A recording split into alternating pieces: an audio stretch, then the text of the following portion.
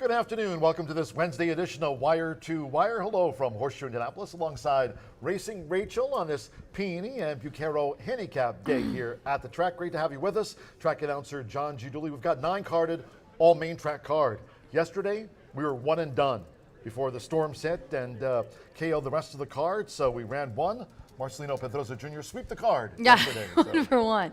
Yeah, it was just crazy. And I knew when Orlando Jr. was like, they're looking for Rodney, because I was texting him about I'm doing a video for him, but he said they're looking for Rodney. If Rodney says the track's bad, he's like the dad of the jocks room. He's Rodney like Prescott. The veteran of Rodney Prescott. If Rodney says that, I always get in trouble for that.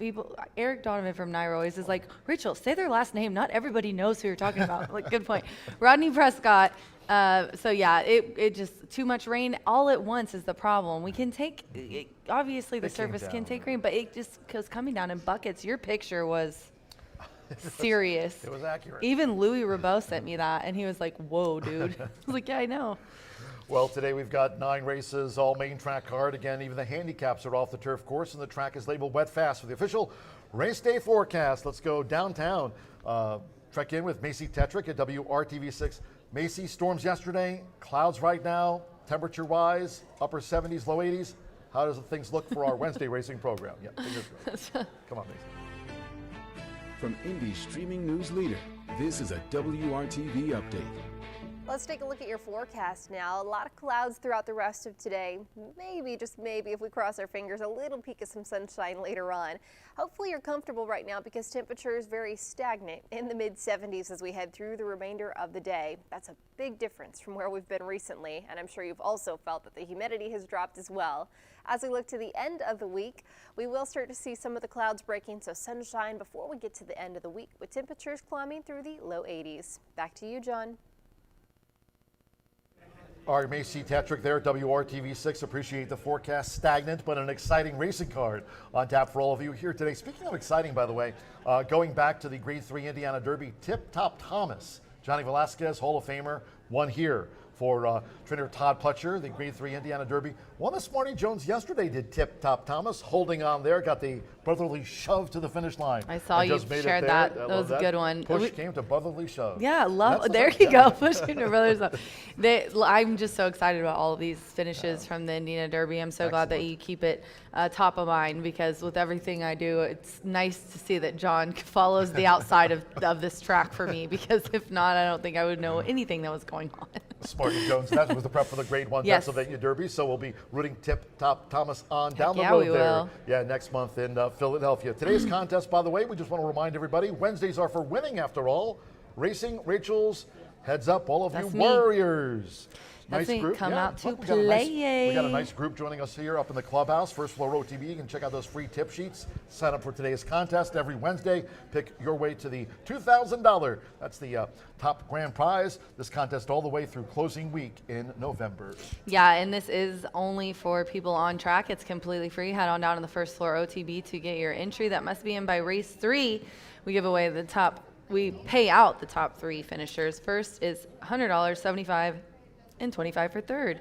Plus the top handicapper each week goes into that $2,000 final at the end of the meet. So be sure to play.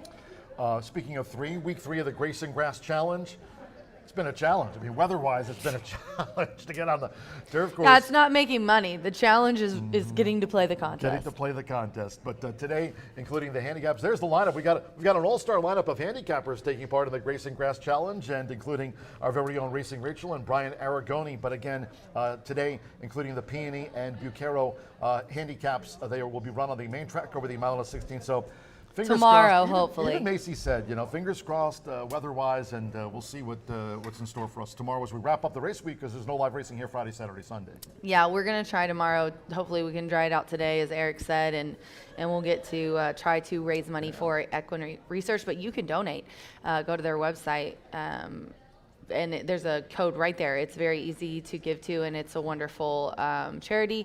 Jamie, who works for Grace and Equine Research, he's been texting me the last few days every time we're supposed to have the contest, and he goes, what kind of crazy drama is going to happen today in Indiana? So I don't know, guys. Strap in. We'll find out. And we've already raised $1,367 and then some for the Grayson Jockey Club Equine Research. So, and that's including a lot of the time that we've spent off the turf for the contest after 3 weeks. So raising money for them, and happily to do so. And we'll see what happens tomorrow. Can guarantee one thing: we will have no turf racing here on Saturday, August 30th.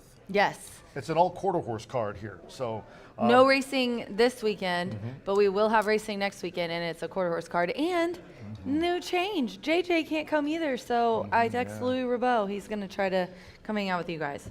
It's the QHRAI Stallion Service Auction Derby and Futurity Finals. Really looking forward to the Futurity. There's a top juvenile prospect, not only ridden but trained by German Rodriguez by the name of He's a Hawkeye. Demolished them in his trial here. And he'll certainly go postward, the favorite in the QHRAI Stallion Service Auction Futurity Final. All quarter horse card here. So no matter what Mother Nature has in store for us that last week of August, we'll have an all main track card for sure on this all quarter horse day here at the end of the month with a special post time. Again, Rachel mentioned it, no live racing here this Saturday, a week from this Saturday, 10:45 a.m. post time for a spectacular day of quarter horse racing here at Horseshoe Indianapolis. Yes, it's going to be an excellent day. $400,000 in stakes purses on the day.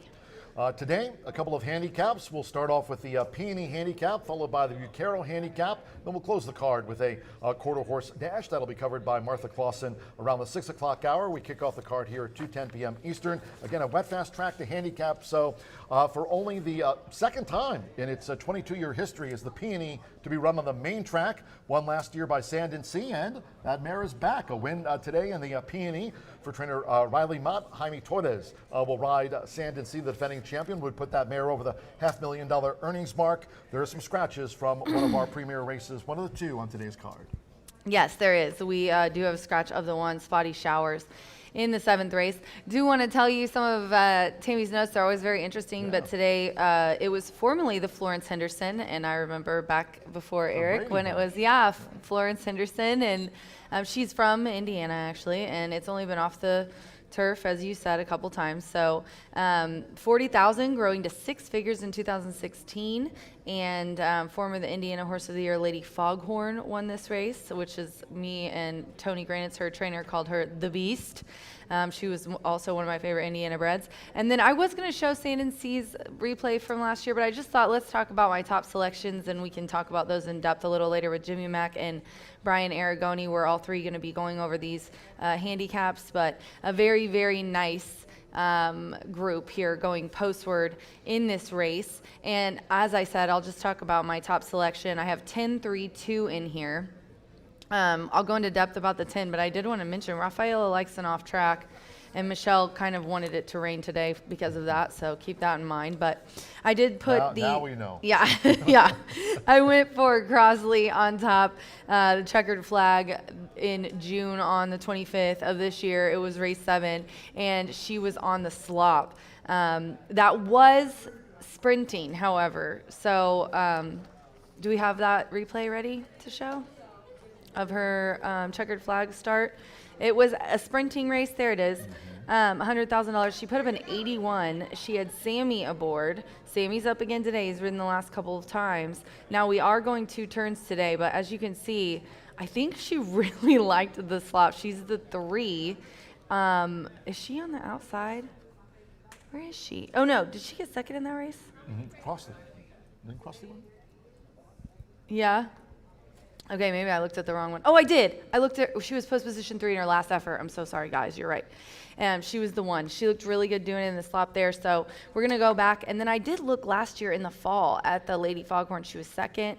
Now, this isn't on the slop, but this is at 2 turns at today's distance that we're going today. And also the Itagua filly, she ended up winning that. So definitely, I'm hoping that we can take those 2 efforts long and on the slop, and it works out for her.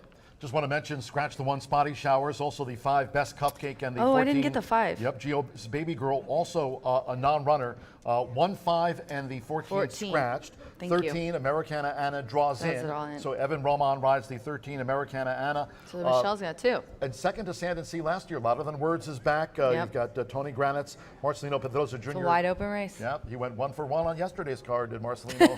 100%. 100%. Tim Haddish noted that, his agent, right now. And Cisco Torres, by the way, if Cisco's tuning in, wishing you well, Cisco. Yeah. Can't wait to see you back here at the track. So I think he has get surgery well soon. today, Yeah, but we so hope that he all gets. thoughts with him. Yeah, thanks to Pat Barrett for sharing that. She used to be our Silks coordinator. 4 in the next race. Let's talk about the Bucaro. The Bucaro, and it was a mile and 16th on the turf. Now we're going to run a mile and 16 on the dirt. Chicory Blaze is who I put on top here, and this is another one. Yeah, I know. What a reward. He's won 2 handicaps in a row. First time gelding. Hey, what do you have scratched? I have the 2, the 3. Hey, I've got the 2, 3, 7. 7, 9, 11, 13, and Bowtree Fitty. Perfect. So we have a 9-horse field left. I got the early changes. Is that 9? I think I counted, but I wasn't sure. Anyways, the 4. Let's take a look at Chicory Blaze here. Rob Dobbs, Rodney Prescott. Look at the Governor's Stakes back on 7:30. That was July 30th. Now this is obviously a fast main track here, but just looked so good there. That was the last win. Put up an 80, was at a mile and 70. Now this horse is going a mile and a 16th for the first time today, so that is also a question mark. But I really, really liked this horse's May 20th try.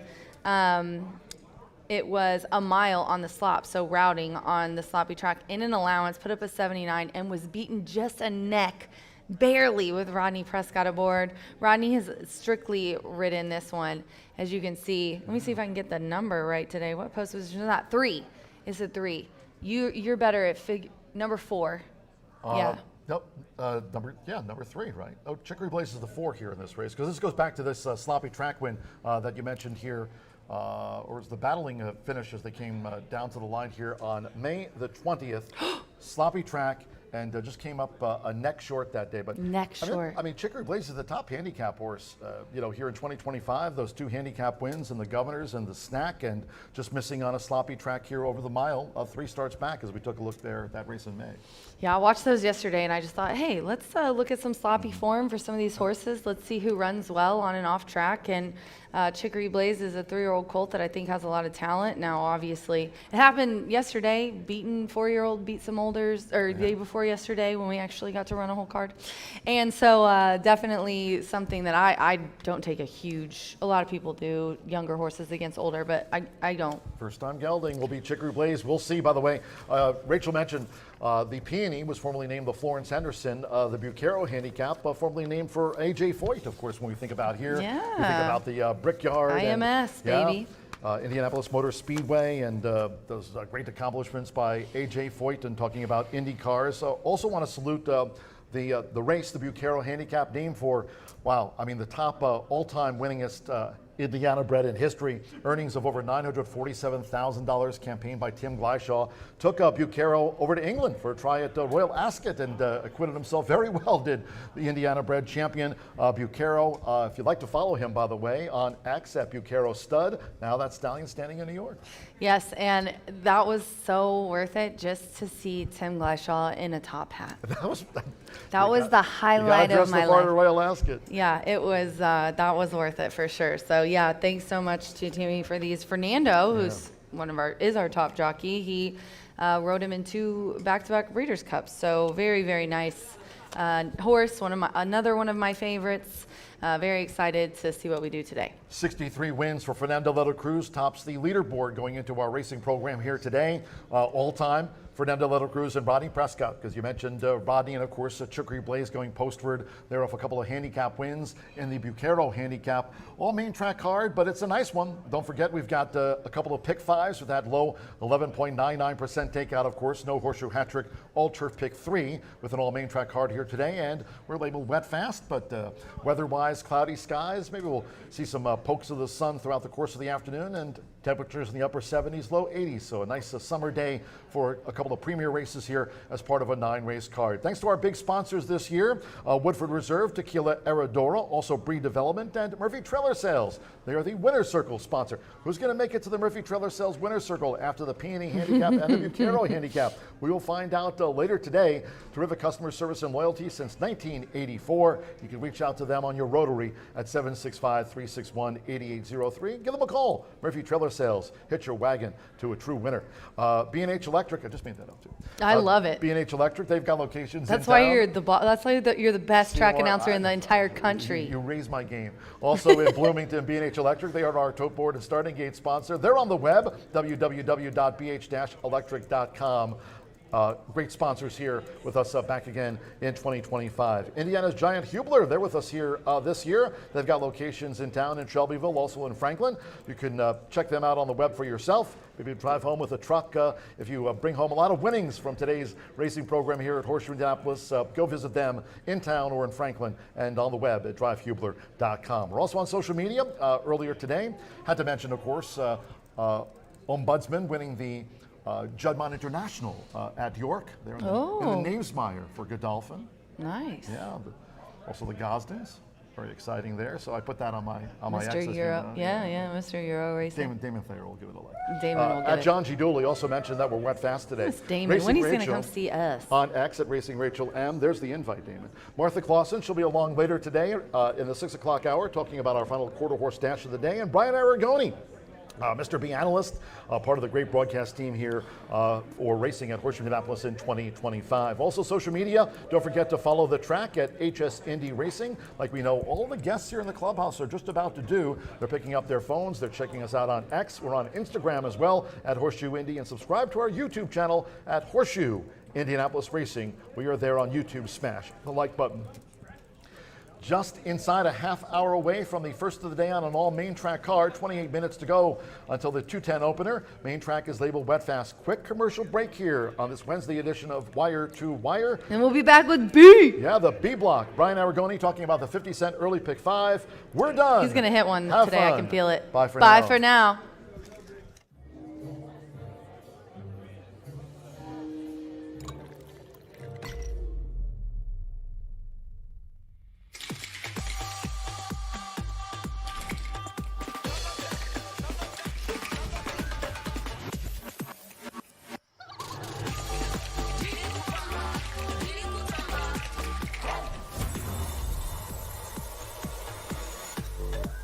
Tequila Herradura. Extraordinary awaits. At the Thoroughbred Aftercare Alliance, we believe in giving every thoroughbred a second chance. And thanks to you, the owners, trainers, breeders, and every supporter, You've created a ripple effect of change that's helping these magnificent animals move on to new careers and safe, fulfilling lives after racing. Every single donation, whether big or small, is contributing to a brighter future. But this race is just beginning. Because of you, we have gained incredible momentum and we're ready for more.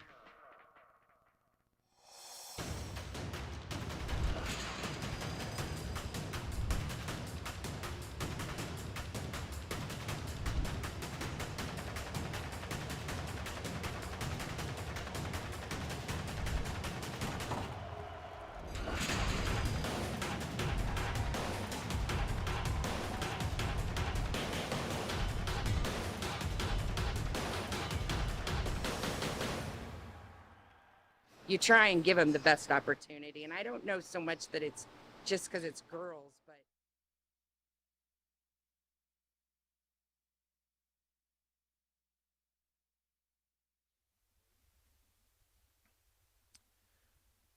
Here we are back for the second half of Wire to Wire Day, and a day in which we honor a couple of very nice turf races, but unfortunately we are on a wet, fast track. We cannot predict Mother Nature here in Shelbyville, Indiana, but while she's unfortunately provided a lot of rain for those crops to grow, we are off the turf today. However, we've got a nice pre-fall day, almost fall-like weather. Some overcast skies, a little bit cooler, a nice breeze as well. But let's take a look at the opening 5 races in here. Kick off at 11.2 99% takeout will give way to a couple of nice handicaps, the Bucaro Stakes and the Peony Handicap on the main track later on in the card. But I think today's pick 5 sequences, despite being off the turf, despite having a lot of scratches, oftentimes those races and off-turf days do become a little bit more wide open, and we're really fairly unaffected in this early portion of the pick 5. In fact, the 5th race is the only one that will be affected in the early pick 5. So let's take a look at this field. Scratch numbers 1 and 4 out of the opening race. I'll give how I structured my ticket, but more or less give you an analysis of the first 5 races, how we're going to do make some money in this first half of the card. Race number 1 now 25 minutes away. I think the first race of the day, optional claimers in here, anyone's game, 5.5 furlongs on a wet, fast track. Wet, fast is difficult for handicappers. I'd almost prefer it a complete washout with a muddy track. Wet, fast, you don't know if many of them are going to take to it. The track oftentimes cuppy, kind of gets stuck in those hooves, so it's really tricky to tell how they're going to navigate it. Mine Own Star has been in very good form, turf to dirt, and should be a horse finishing this race. I'm looking for horses that want to finish. Lucky's Joy, currently favored at 8-5, but hasn't really found that finishing punch the last 3 starts, and has always been on a wet track or a sloppy track or a good track recently, and just has failed to truly finish off the race and see it through. So I think the 5-year-old Lucky's Joy could be beatable in this spot. We're going to stretch out and go as far as we can here in race number 1. Race number 2, we're going to kick off that $1 minimum pick 4, $15,000 claimers in here. Scratch number 1, Breezy Justice, 1.70 yards in this spot on the muddy track. We'll go 2, 3, and 6. Showdown Justice is a horse to catch to cash, but always breaks sharp, rarely finishes off races, a 2-time winner from 12 starts. Randy Klopp going to take over from Michelle Elliott. Fernando de la Cruz going to be aboard. But what about a horse like Star Review or on the outside Mystery Impact? 5-1 and 7-2. These horses are going to provide a ton of value. That last race may not have been that strong, but the final time, in my opinion, did come back much quicker and significantly faster than that final time of Showdown Justice. They've also got maybe 2 more weeks rest, 2 more weeks of some fresh legs in the barn. So I do think Star Review, along with number 6, Mystery Impact, who is running on very well in the lane last time out, could run big at decent prices in here. However, Mystery Impact runs on often, but is 2 wins from 38 starts. Overly confident about Mystery Impact, but hopefully runs well today. Kicking off that $1 minimum pick 4. Race number 3, maiden special weight, 1/16 in here on a muddy track. No scratches, no changes to be reported. This is going to be a wide open race. I think 2, 3, 5, and 6 are the horses, and I've seen Dark 30 working out in the mornings for Kenny McPeak, Manny Esquivel, and I love that Manny came here with Kenny McPeak. He's been teaming up with Kenny McPeak quite often over at Ellis. They've done very well together, in fact, winning at 18% around the country this year. I assume they'll take that connection over to Oaklawn Park and run for some big purses over there as well. But Dark 30 comes in working, training well off of a turf race, get some more class relief in this spot, turf to dirt. That maiden 50 back to maiden special weight, I view it as still additional class relief, even though it would tell you that it's going from claiming to maiden special weight. The purses is actually a reduction in purse, so it is a small class relief, at least in my opinion, training very well. Back on the dirt, could run a huge race today. And then you've also got Parking Lot Pours, who's in good form with Gennaro Garcia and Gutierrez for Southwest Racing Stables. An interesting race. I'm not sure who's going to go off favorite in that spot, but I do believe the 5 will run big. Race number 4, the fresh face to this group. Scratch numbers 1 and 6, Crossley and Cactus Flower. Out of this race, I am taking the fresh face, Ease Magic. Now, a lot of people may avoid Ease Magic because it is an Indiana bred who's taken until August 20th to return to the track. But fairness in wagering, Ease my favorite human being. Not only is he my boss, but just an overall great guy. And then Ease Magic is one of my favorite horses here at Horseshoe Indianapolis. This 5-year-old mare, she's done little wrong. She made me a bunch of money last year, so maybe I'm a little bit bullish for all the wrong reasons in here. It is not a hunch play. On her best day, she can certainly win, and I'm hopeful as a mare she's as good as she was as a filly because she's a horse for course here at Horseshoe Indianapolis. She's won 40% of her races. She's never ran anywhere else. Just an ultra cool story. And when she was right, she brought her A game, and she's a fresh horse August 20th. So you can look at it one of two ways. Is it a negative that this horse has taken almost a year to return to the races, or is it a positive that some of these other horses are making start, 4, 5, 6 this season as well? And Ease Magic could have the freshest legs of them all. The dirt or the wet dirt is not a concern. 2 tries on wet dirt, 1 win and 1 second as well. So I like Ease Magic quite a bit today. Fernando de la Cruz, Joe Davis, they were red hot last week. I'm hopeful that trend will continue, and maybe we get 9-2 on Ease Magic in a race that's loaded with talent and loaded with speed as well. A single for yours truly as we kick off that late pick 4 in race number 4. With it may not have a stakes name, but there is certainly stakes quality talent in race number 4. Race number 5, off the turf, scratch 1, 2, 5, 8, and 11. 1, 2, 5, 8, and 11. You could justify going a lot deeper than I am. I'm going to use the 3, 4, 12, and 13. Of course, 12 and 13, not the most ideal post. However, you do have some scratches to the inside. Hard Scholar, a horse I'm going to monitor the tote board. This horse was 4-5 last time. Ran a huge effort. Got a big buyer for Wayne Catalano, but Hard Scholar, not loved by the computers today. In fact, the computers were going a completely different direction. They like Cow Creek Kid at 15-1 on that morning line for Aaron West, Sammy Bermudez. I think the 3 and the 4, Mordecai and El Javero, should trip out great in here. I like the inside post, Jonathan Nance, Marcelino Pedroza Jr. You know you're going to get a great trip there, a ground-saving trip, and a horse who's been known to pass horses in the lane. And then El Javero, a horse who had a sneaky amount of trouble the last 2 starts. Was bumped around last time out, finishing off very willingly, but did lose to Rocadura, who, if my memory serves me correct, is about 0 for a million. So that's a little bit of a challenging thing to overcome.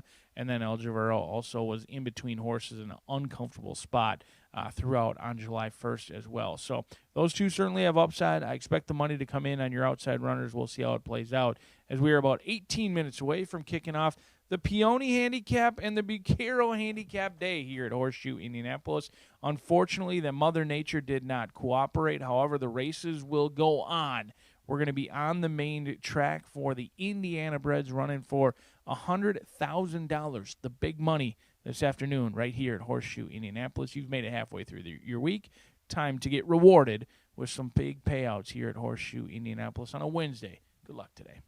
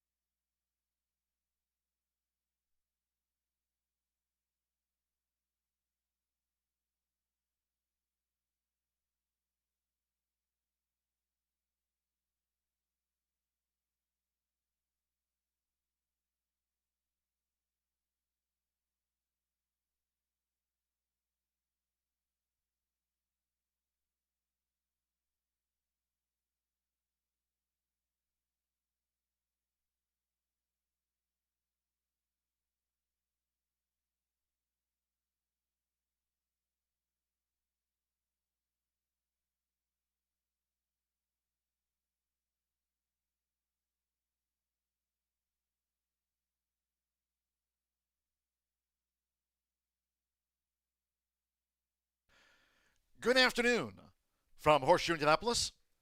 Hello now from the broadcast booth. Great to have you with us here at the track. Announcer John G. Dooley. 9 races carded, including a couple of premier handicaps. The Peony and the Bucaro handicap are co-features on the card. All main track card, we're off the turf. Main track labeled wet fast as we get closer to the first. If you have your programs close by, let's take a look right now at the changes and corrections on today's racing program. Opening starter sprint kicks off the 50-cent early pick 5. At the top of the card, scratch number 1, King of Kentucky, and the 4, Zappin' It. Scratch the 1, King of Kentucky, and the 4, Zappin' It. Number 3, Hurt So Bad, a change of jockey to Marcelino Pedroza Jr.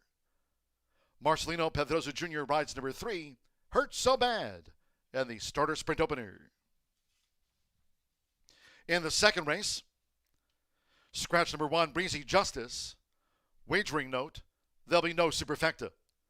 No superfecta wagering featured on race 2 with a scratch of the 1, Breezy Justice. On to the third, and here in the maiden, scratch number 3, Along Comes a Woman. Number 3, Along Comes a Woman, has been scratched.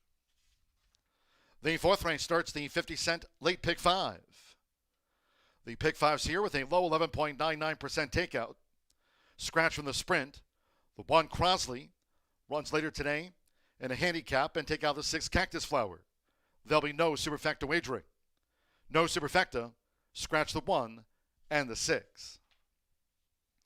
Race 5 of our 9 and an all main track card. This is off the turf.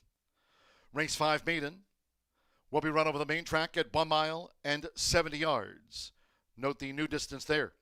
Scratch 1, Millard's Legacy. 2, Dream Fast.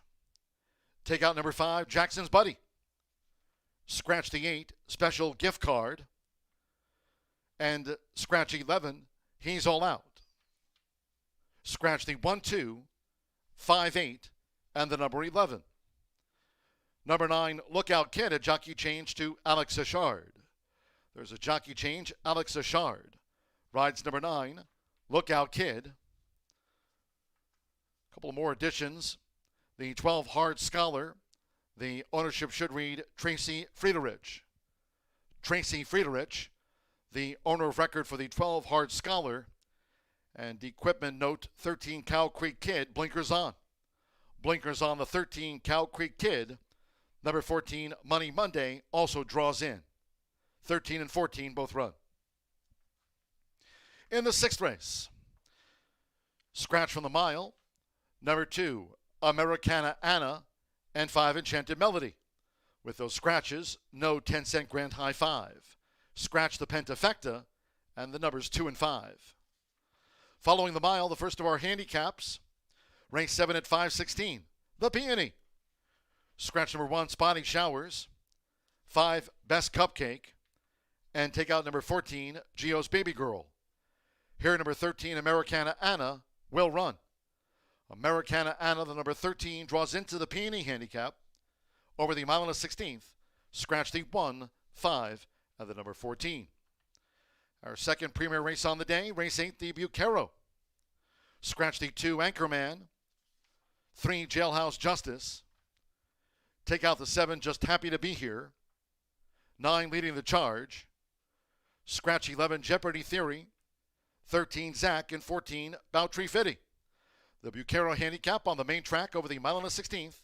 Scratch the 2, 3, 7, 9, 11, 13, and the 14. They're the non-runners. Number 4, Chicory Blaze. A reported first-time gelding for the Bucaro handicap. First-time gelding, number 4, Chicory Blaze. On to the 9th we go. Closing the card with a quarter-horse maiden dash over the 3:30. Wet fast track at this hour. Scratch number 2, Sista Majestic. There'll be no 10-cent grand high 5 featured. No quarter-horse pentafecta. Scratch the 2, Sista Majestic in the finale. Cloudy skies here on Peony and Bucaro Handicap Day. Temperatures in the upper 70s. Main track labeled wet fast. All main track card again. Just to note, we are off the turf, including the handicaps. Main track wet fast. Horses in the paddock for the starter sprint opener to kick off the 50-cent early pick 5. It's now 10 minutes away. Make it a great day with us here at Horseshoe Indianapolis.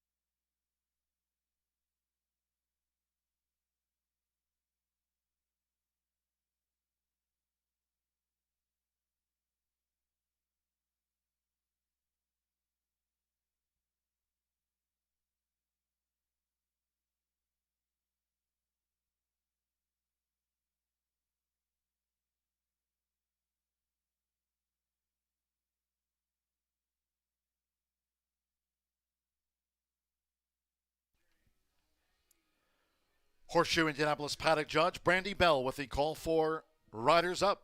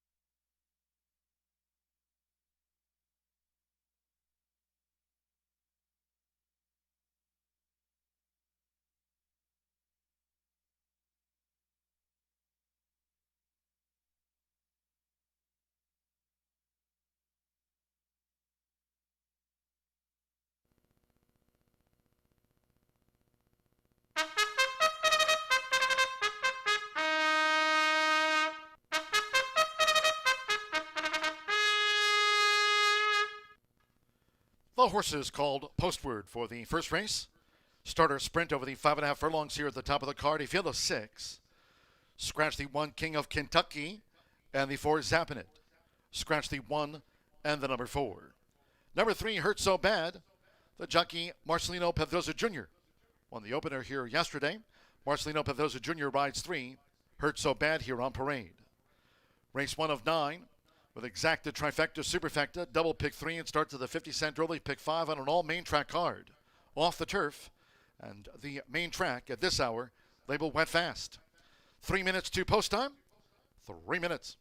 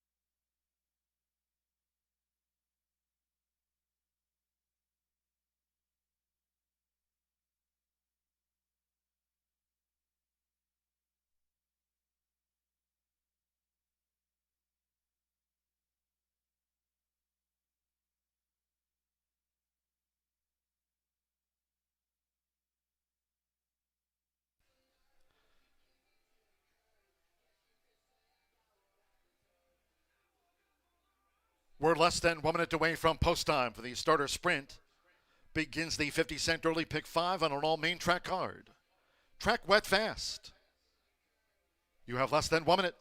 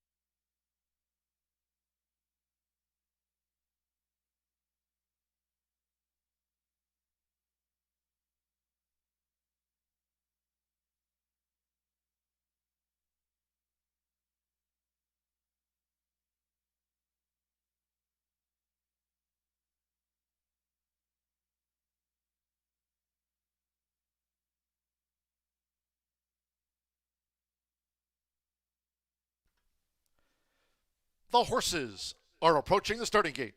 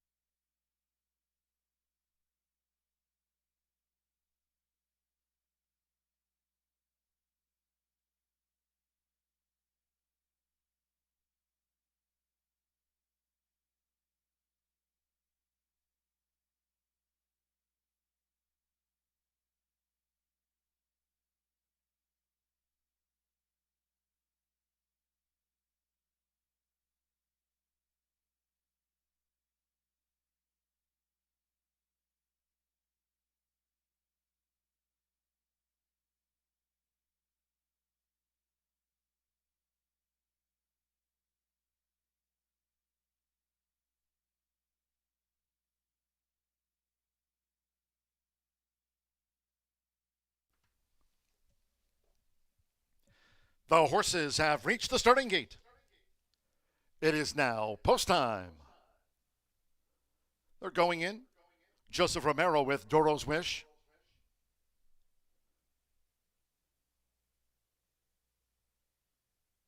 Marcelino Pedroza Jr. with Hurt So Bad coming in from Chicago's South Side. Hurt So Bad has joined Doro's Wish. Now Evan Roman with Mine Own Star. Lucky's Joy. Jose Gutierrez claims a 7-pound apprentice allowance. 2 back. Santos Sanjor with Golden Hornet at 5.5 furlongs. One more Alberto Burgos with Cut Glass. This field with 42 wins between them. All 9 races, including the 2 handicaps on the main track today. Main track wet fast. They're in the gate. Away and running at Horseshoe Indianapolis. Cut Glass broke fast, as did Lucky's Joy. Toward the inside, Hurt So Bad is tracking them from third as they make this dash toward the half-mile pole with these co-leaders. Then toward the inside is Doro's Wish in the gold cap. On the outside is Golden Hornet now launching a bid as they enter the far turn, while Mine Own Star trails here in the Wednesday opener. It's Lucky's Joy, who just leads toward the inside for Jose Gutierrez. Lucky's Joy pressed by Cut Glass, the quarter 22.73 seconds, with Doro's Wish holding the rail running in third. On the outside is Golden Hornet in the green jacket with Hurts So Bad. Showed speed but has dropped back and is picked up by Mine Own Star. Hurts So Bad is last as they come toward the top of the stretch. It's Lucky's Joy. Lucky's Joy, Cut Glass, Doro's Wish with the rail. Coming down toward the final furlong. Lucky's Joy with a 3-length lead. Doro's Wish charging up the rail. Following that is Golden Hornet on the rail. Cut Glass is charging hard late and is staying on. Mine Own Star looks to join these at the finish. They're close to home with Jose Gutierrez. Lucky's Joy is safe at home with a length to spare over Mine Own Star. Then Cut Glass and Doro's Wish photo.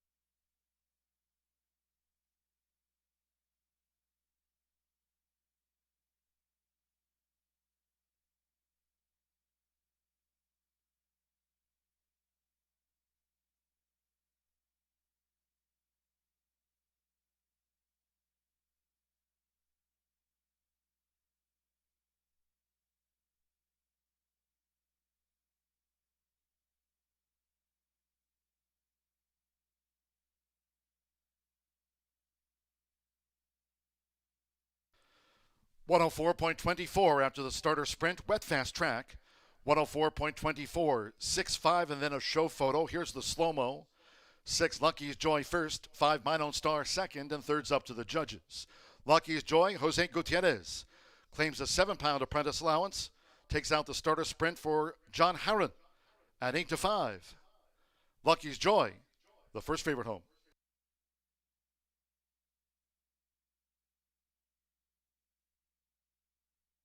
The judges have posted after a photo number 8, Cut Glass third at 3-1 and at 9-1, 2, Doros Wish fourth, 6-5, 8-2.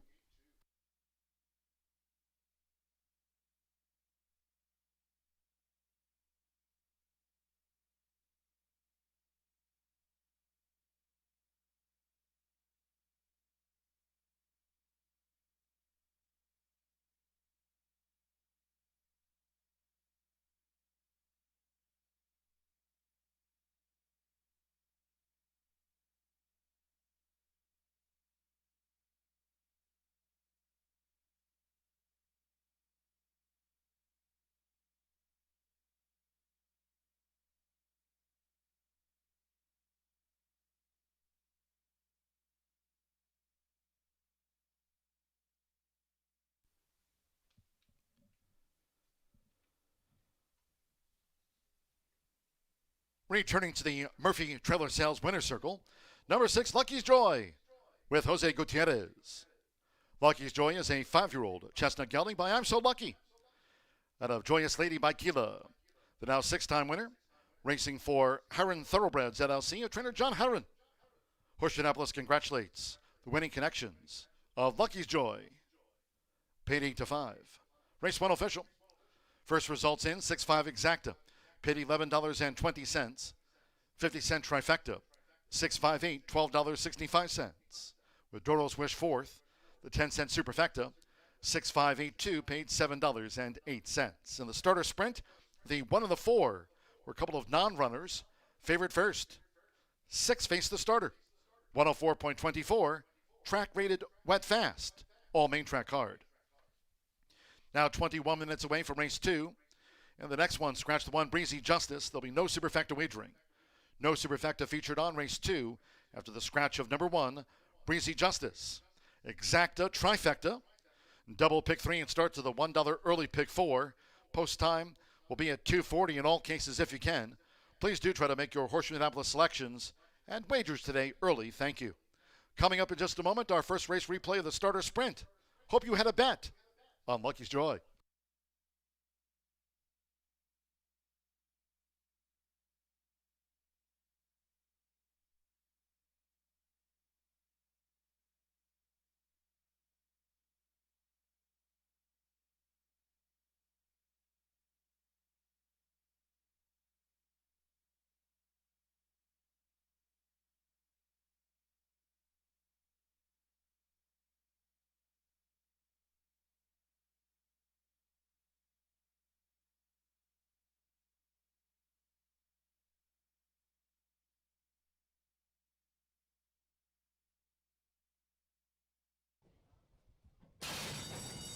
Away and running at Horseshoe Indianapolis. Cut Glass broke fast, as did Lucky's Joy. Toward the inside, Hurt So Bad is tracking them from third as they make this dash toward the half-mile pole with these co-leaders. Then toward the inside is Doros Wish and the Gold Cap. On the outside is Golden Hornet now launching a bid as they enter the far turn, while Mine Own Star trails here in the Wednesday opener. It's Lucky's Joy, who just leads toward the inside for Jose Gutierrez. Lucky's Joy pressed by Cut Glass, the quarter 22.73 seconds, with Doros Wish holding the rail running in third. On the outside is Golden Hornet in the green jacket with Hurts So Bad. Showed speed but has dropped back and is picked up by Mine Own Star. Hurts So Bad is last as they come toward the top of the stretch. It's Lucky's Joy. Lucky's Joy, Cut Glass, Doros Wish with the rail. Coming down toward the final furlong. Lucky's Joy with a 3-length lead. Doros Wish charging up the rail. Following that is Golden Hornet on the rail. Cut Glass is charging hard late and is staying on. Mine Own Star looks to join these at the finish. They're close to home with Jose Gutierrez. Lucky's Joy is safe at home with a length to spare over Mine Own Star. Then Cut Glass and Doros Wish photo. Away and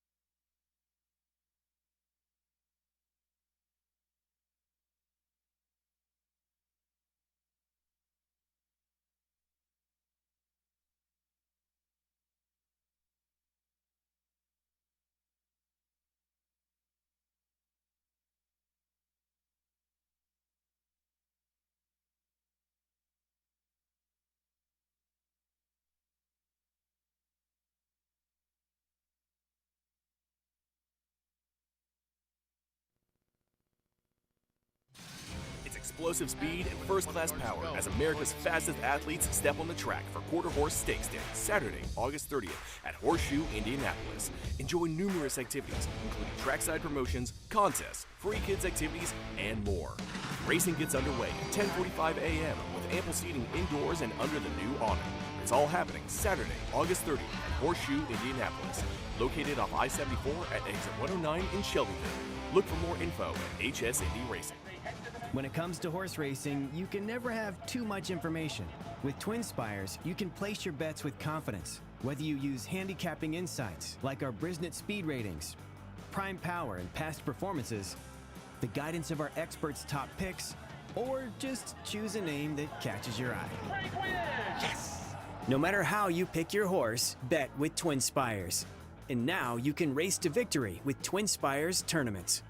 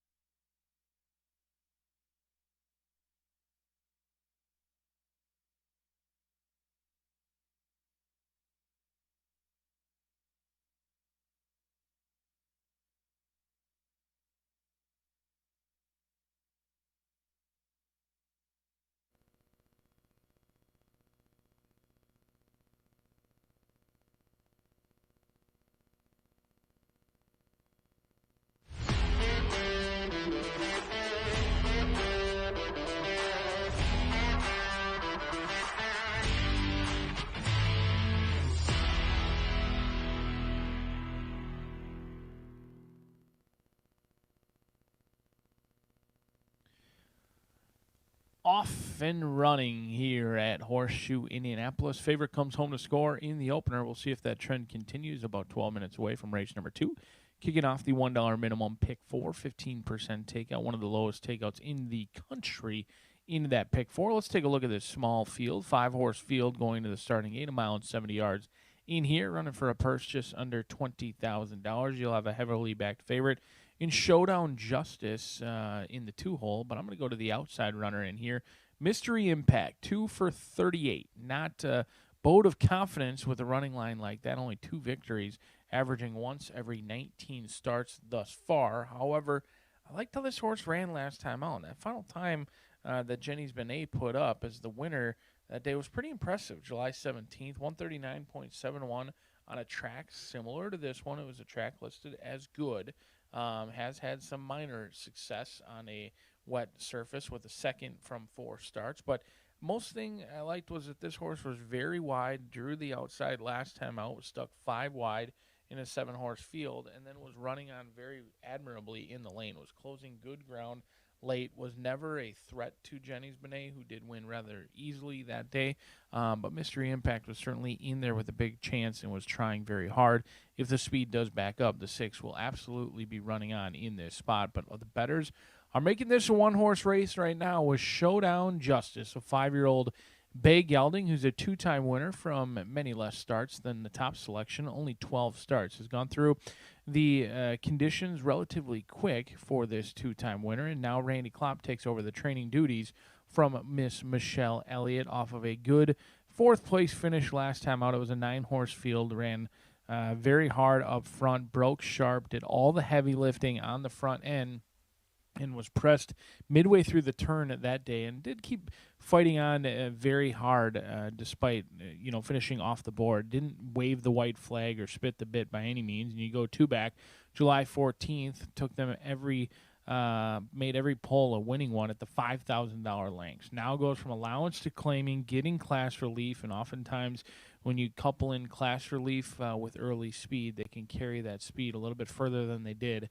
at the higher class level. We'll see if Randy Klopp can have success with Showdown Justice, as Fernando de la Cruz, our leading rider, is going to be aboard looking for yet another winner in here. This is the one to catch to cash in Showdown Justice. But maybe the best value of the field could come in post position number 3, right next door in the starting gate for Shim Racing and Scott Mullins, with Evan Roman calling the shots.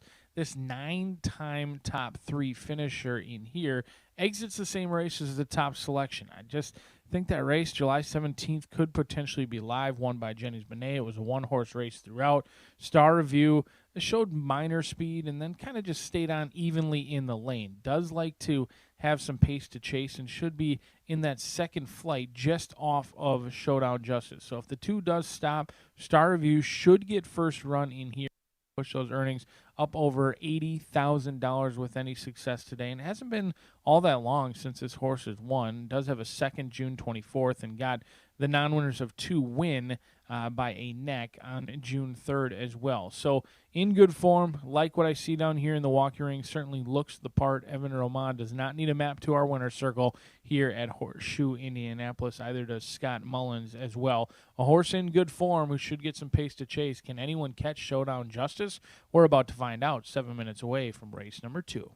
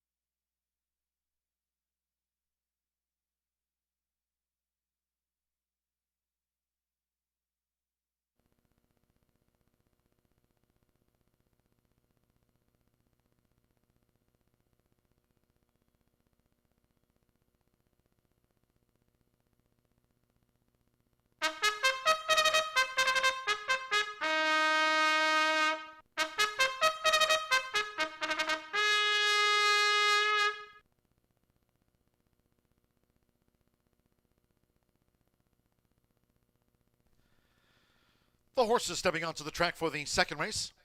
This one carded at 1 mile and 70 yards. The track remains labeled wet fast, a field of 5. Scratch 1, Breezy Justice from the race card. There's no superfecta wagering. No 10-cent superfecta. Scratch the 1, Breezy Justice. Exacta trifecta. Double pick 3 and start to the $1 early pick 4 now. 3 minutes to post time. 3 minutes.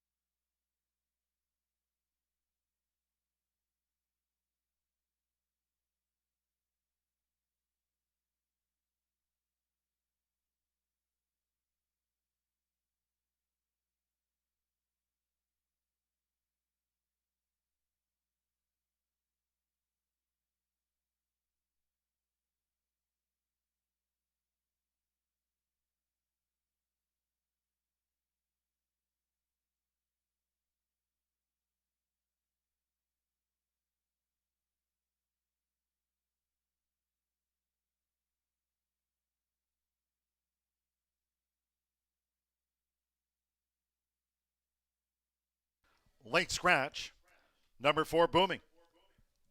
Ladies and gentlemen, your attention please, by order of the stewards. Upon recommendation of the track veterinarian, and there he is, number 4, Booming, has now been ordered scratched. All wagers here on 4 Booming refunds. There will be a 6 and 4 consolation double. 6 and 4 for a consolation double. Those using 4 Booming in the early pick 5, first pick 3 of the day. Those wagers now transferred to the post-time favorite. Scratch number 4, Booming, here in race 2.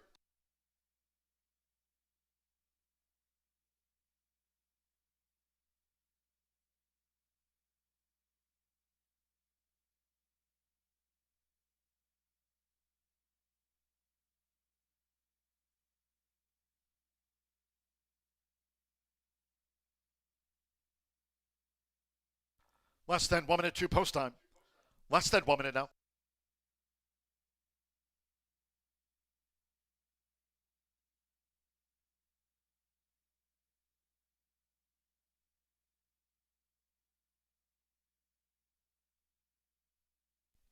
The horses are approaching the starting gate.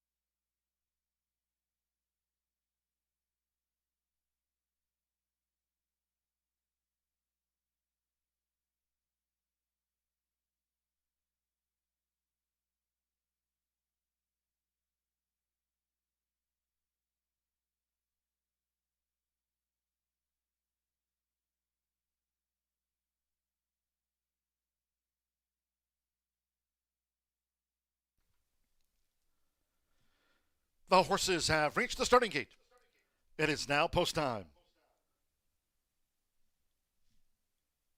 Loading in front of starter Ray Kuick. First, Showdown Justice, leading jockey Fernando de la Cruz with 63 wins here this season. 3-5 on Showdown Justice.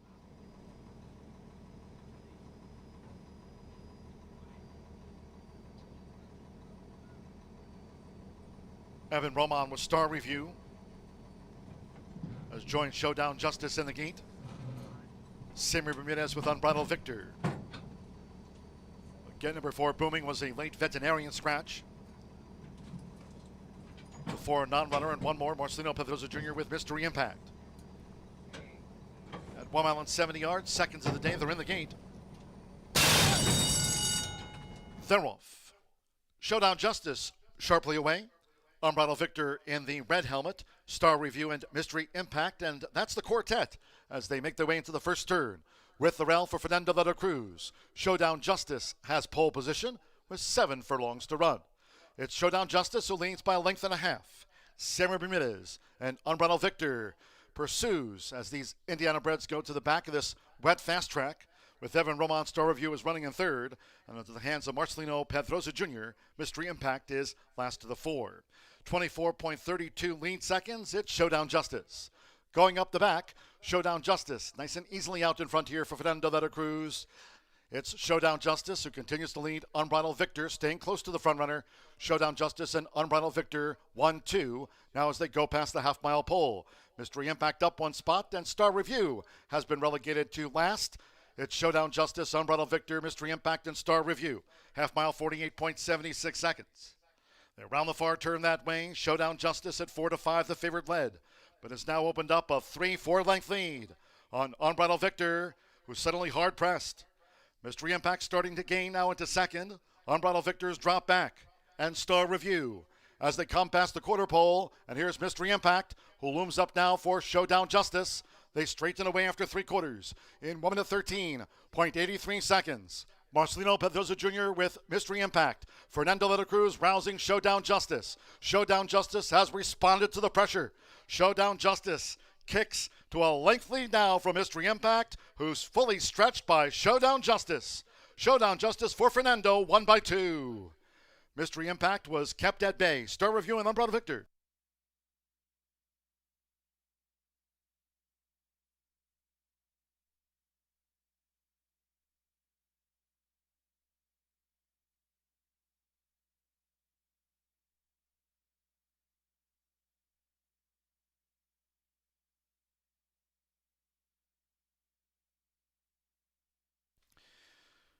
.144.14 seconds after race 2 on a wet fast track. 144.14. 2-6 and then a show photo called to Showdown Justice. 4-5 first.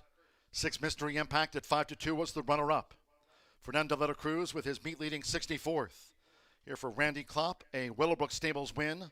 Showdown Justice over Mystery Impact. With the slow-mo. Third to the 3. Star Review. Edge number 5 at 18-1. Unbridled Victor 4th. There was no superfecta. Star Review over Unbridled Victor 3rd and 4th. Showdown Justice 2635. Hold all tickets until official.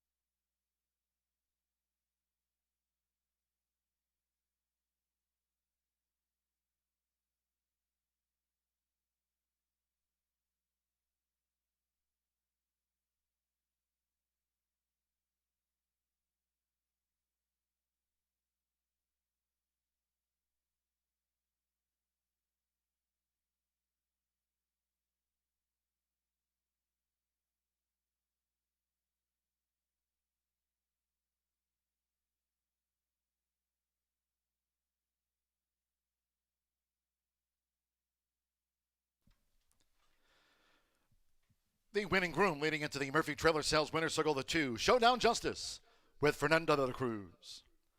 Showdown Justice is a 5-year-old bay gelding by Harry's Holiday. Out of the Flower Alley mare, Prairie Flower.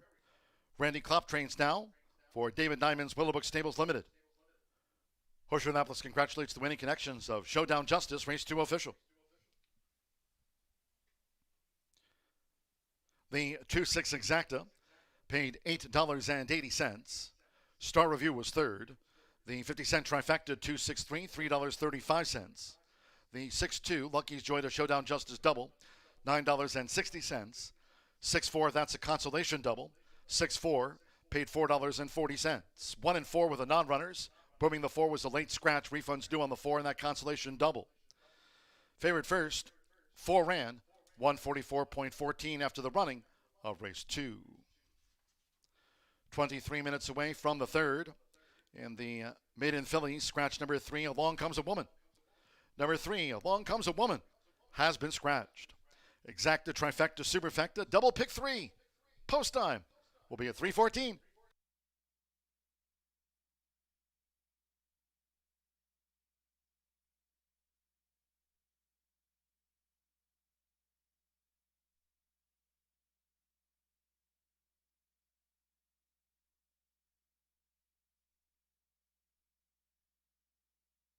They're in the gate. They're off.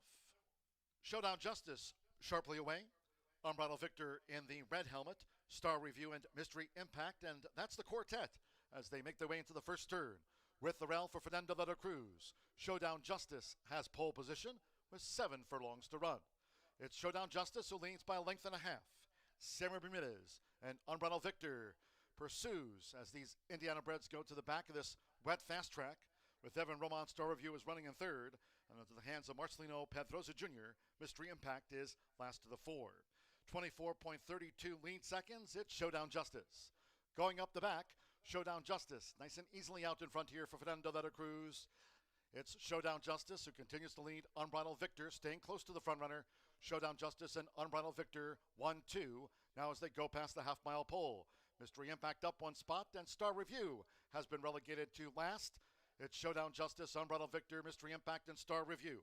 Half mile, 48.76 seconds. They round the far turn that way. Showdown Justice at 4-5, the favorite led, but has now opened up a 3-4 length lead on Unbridled Victor, who's suddenly hard pressed. Mystery Impact starting to gain now into 2nd. Unbridled Victor's drop back, and Star Review as they come past the quarter pole. And here's Mystery Impact, who looms up now for Showdown Justice. They straighten away after 3 quarters in 1 minute 13.83 seconds. Marcelino Pedrosa Jr. with Mystery Impact. Fernando de la Cruz rousing Showdown Justice. Showdown Justice has responded to the pressure. Showdown Justice kicks to a length lead now from Mystery Impact, who's fully stretched by Showdown Justice. Showdown Justice for Fernando, 1-2. Mystery Impact was kept at bay. Star Review and Unbridled Victor. They're in the gate.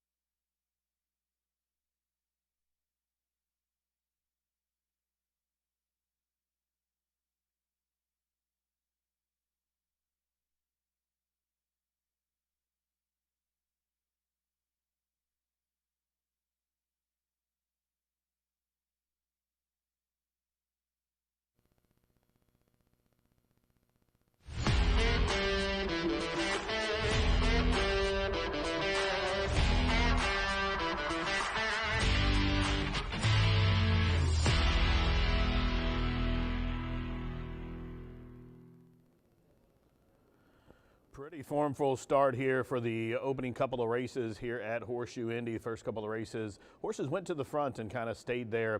I don't know if they were just the best horses or if there maybe is a little bit of bias into the track. But short double there, 960, with that one getting home for the Randy Barn Showdown Justice. Now there was a scratch in the second race of the 4 Booming, so consolation doubles will bring that one down. As we head into the third race in just about 10 minutes, race number 3, Maiden Filly 3-year-old special weight. This is a restricted maiden race going a mile and 16th on this wet, fast surface. We do have a field of 5 after the scratch of the 3. Along comes a woman. Again, number 3 is scratched out of here. After the scratch, I was kind of torn in between my top pick between the 1 and the 6. The 1's taking a lot of money right now, but just the way the track was playing in the post position advantage, I think in the possible pace setup, I'm going to put number 6 Crawford on top as my top pick. Number 6 Crawford gets Fernando de la Cruz up for Vicky Oliver, and this one was a $105,000 purchase earlier this year out of the Phasing Tipton digital sale, and she's been running okay. This one debuted at Tampa and was second and behind a really good horse from the Graham Motion Barred, Fondly. Fondly came back in her subsequent start, won the Virginia Oaks. She raced in the Kentucky Oaks after that, and then won the Delaware Oaks, and most recently just missed in the Monmouth Park Oaks. And her next race at Gulfstream on March 16th was a good one as well. She was third, beaten 7 lengths, and the horse that won it that day was from the Brian Lynch Barn. It came back and won a 1X. The horse that was second was from the Chad Brown Barn, Donor Advised, and that one broke the maiden next out in Aqueduct. So this one has been keeping good company. And I think the horse's best races so far in her short career came on a dirt surface. So she comes back to the dirt here, cuts back a little bit of distance, and I like that she's drawn outside. And I like that the main opposition, I thought early with the speed, is scratched out of here. So I think Crawford, well drawn. I think Fernando will go. I think as long as she jumps well, it's going to be her own race to win or lose out there on top. Don't really think there's much to go with her. Maybe parking lot pours with that bug boy. But I'm going to take Crawford. She's got some backclassmen facing good horses, and the mare was multiple stakes place. Now this is her only full to race, but Crawford is my top pick for those reasons. Down to the inside, the people's pick right now at 8-5, number 1, Stylish Lady. This one comes from the barn of Cherie DeVoe, and Cherie is on a tear right now. All she does is win anyway, but out of her last 8 starts, Cherie's won 4 races. Of course, she feels pretty up there at Woodbine, taking the grade 1. E.B. Taylor, and then Retribution won that sprint race at Parks the other day, and this one debuted in a pretty decent race as well at Fairgrounds, going short. I don't think she wants any part of that sprint distance. As you see, assistant trainer there, David Carroll, making some last-minute adjustments there with the equipment. But Stylish Lady debuted, was 6th, beaten 7 1/4 lengths. They stretched her out in the next start at Churchill Downs. That was a really tough race that day. The winner, a highly touted horse out of the Dale Romans barn. The second-place horse came back and won. I think this horse will be closer to the pace, drawn to the inside. And of the horses in the paddock, I thought Stylish Lady looked the best in here. She's the daughter of Violence. They gave nearly $500,000 for her as a yearling. And Adam Beschizza hasn't came here much this meet, but he wins at 20% when he does, and he'll get the leg up there from David for Cherie here. Stylish Lady is my next choice. Now, number 3, Parking Lot Pours, gets a break in weight here. She breaks right to the outside of the current favorite, number 2, Parking Lot Pours. And that bug boy, Jose Gutierrez, already with a win on the program, claims a 7-pound break in weight, meaning she gets in with 114 pounds. The horse is standing well in the paddock, her ears up, just taking everything in. And this one has raced 10 times, but she's been 4 times out of 10 in the money. And last start, she probably was the best horse, won second, beaten 3 1/4 lengths. She's got some decent buyer figures, 63 buyer last start, a pair of mid-40s before that, then a 63. Other than Crawford, who's posted a 75, this one has the highest buyers and the most consistent. And take a look at her there, just taking it all in. She's relaxed. Obviously, she ran 10 times, so she's been through this before. She's made $30,000. I do think she does have some speed to go with Crawford, and if the track is playing to speed, and should Crawford not go, Parking Lot Pours has got the inside draw. She will go. Gutierrez is riding lights out here, and we've seen multiple winners here last week, already with a winner on the program today. So they had apprentices riding very well and getting a leg up from Gennaro Garcia, multiple leading trainer here. And Parking Lot Pours, you're going to get a square price here with the money coming in on the book-in horses in here. Parking Lot Pours horse, currently 3-1 on the board, and could be graduation day here. This horse is a consistent sort. She runs on anything, runs on the dirt, doesn't mind going short, doesn't mind the synthetic, and she gets the wet, fast surface today to try to take him coast to coast here at a decent price. This race does offer pick 3 wagering. Don't forget the third leg of that pick 3 starting in this race. Race number 5 has been taken off the turf, that 5th race. But this one's going to go to post here in just about 5 minutes. We're about to get riders up orders. I'm going to go for Crawford for the outside for Fernando to go back to back. Good luck.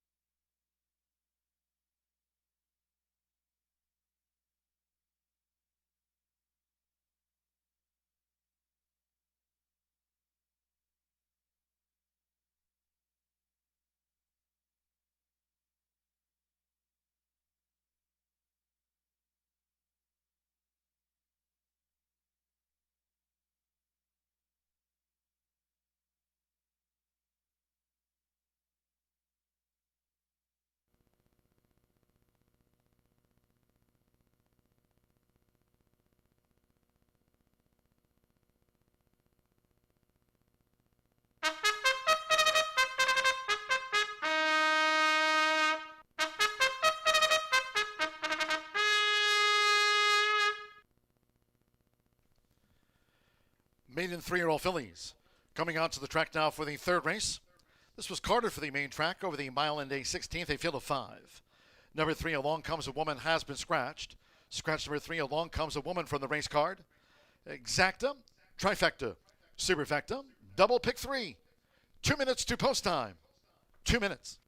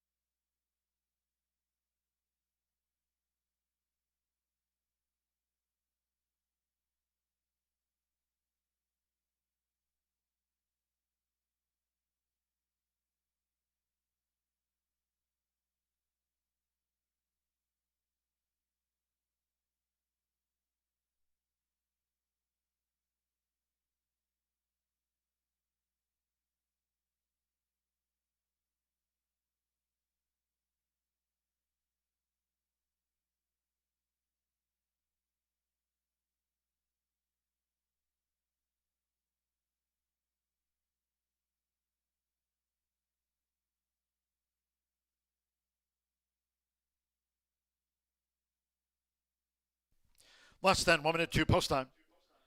Less than 1 minute.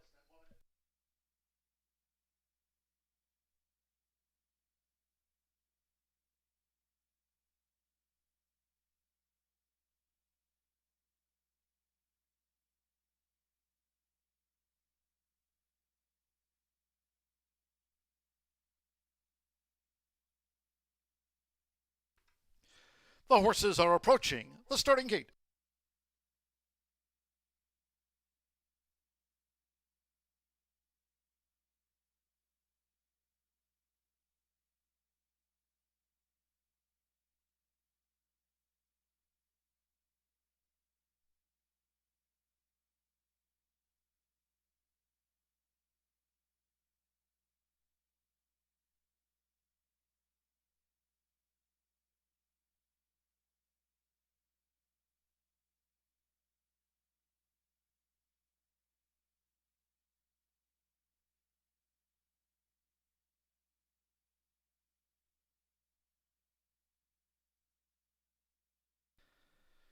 The horses have reached the starting gate. It is now post time. Adam Beschizza with Stylish Lady. The daughter of Violence first in Stylish Lady. Now Parking Lot Pours. Jose Gutierrez won the opener.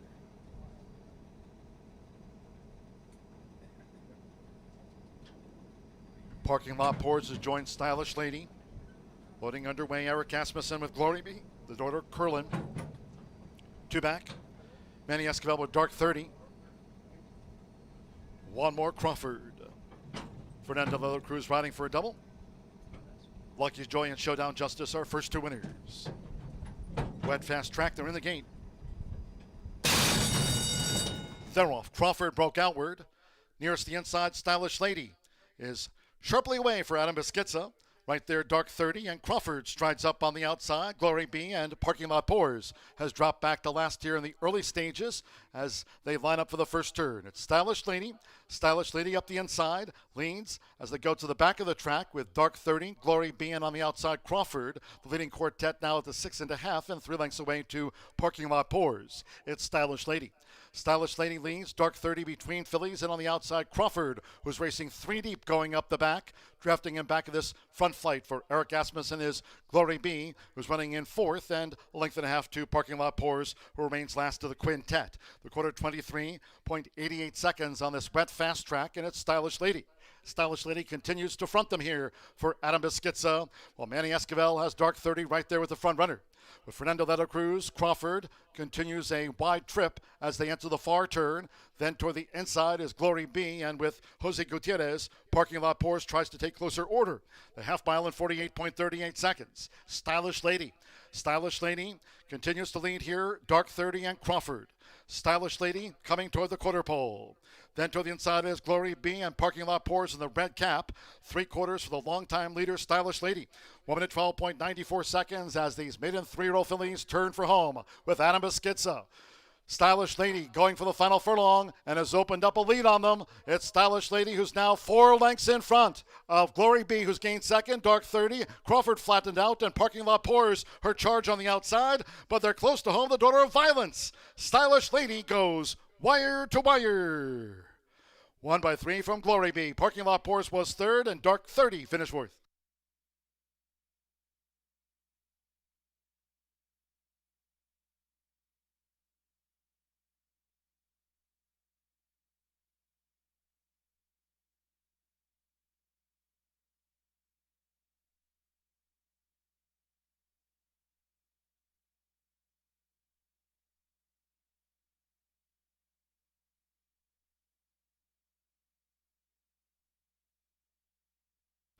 $145.30 for the maiden fillies. $145.30 wet fast. 1425 the unofficial. First number 1, Stylish Lady at 4-1. Number 4, Glory Be. 13-1 on the runner-up. 2, Parking Lot Pours. 2-1 third in her 11th career start. And 5, Dark 30. At 5-1 gets into the frame. We trailed back to Crawford. 1-4-2-5-6. Hold all tickets until official. Third time was the charm for the Violence filly. A $485,000 Keeneland September yearling. Stylish Lady out of Beskiza, Cherie DeVoe, SRK Stable. She's off the mark today.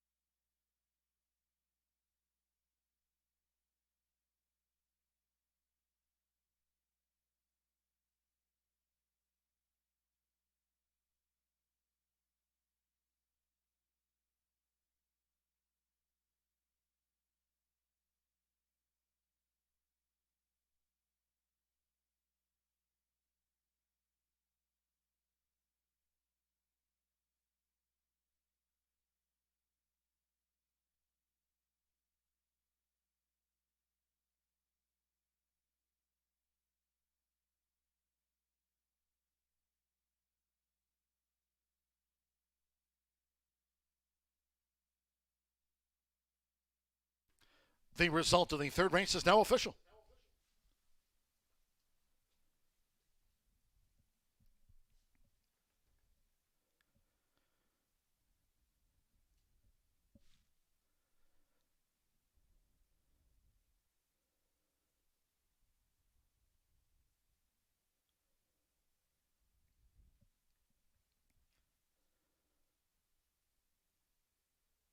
The winning groom leading in the 1, Stylish Lady, with Adam Beskiza.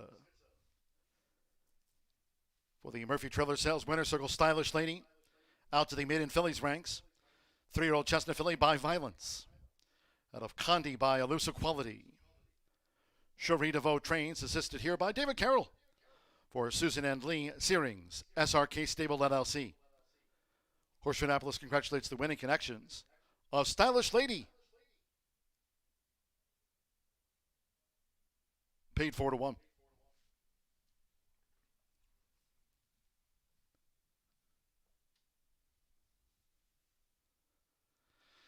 The 1-4 exacta. Return $99.40. First pick 3 on the card. Linking up Lucky's Joy with Showdown Justice and Stylish Lady, the maiden fillies winner. 50-cent pick 3. First one on the card. Paid $11.90. 50-cent trifecta, $49.20. 2-1 double. Paid $21.60. There was no superfecta. 5 ran, 145.30 on a wet fast track. Race 4 is next. 4th race sprint, scratch the 1 Crosley and the 6 Cactus Flower. With those scratches, no superfecta wagering. Scratch the 10-cent superfecta. 1 Crosley, 6 Cactus Flower. The 1 and 6 are the non-runners. Exacta trifecta, double pick 3. Start of the 50-cent late pick 5 on an all main track card. Wet fast. Post time will be at 3:47.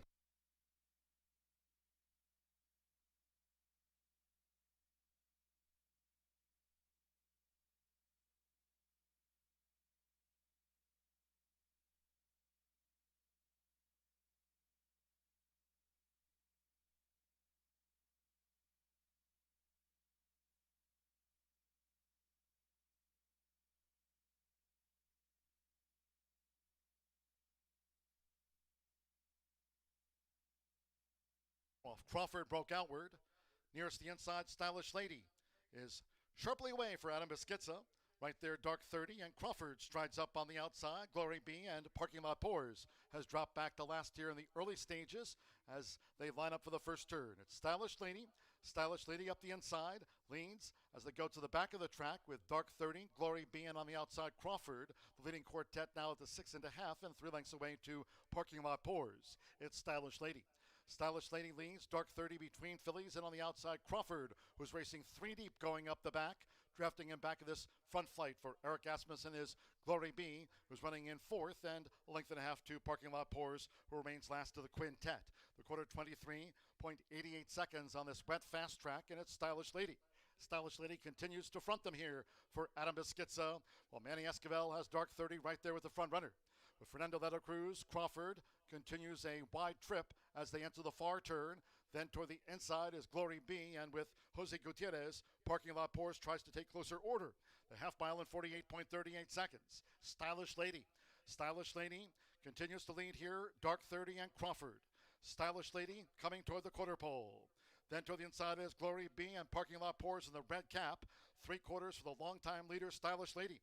1 minute 12.94 seconds as these maiden 3-year-old fillies turn for home with Adam Biskitza.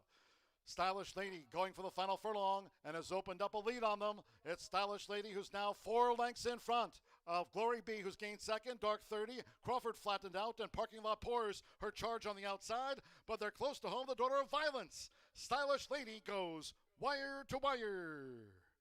1 by 3 from Glory B. Parking in the gate.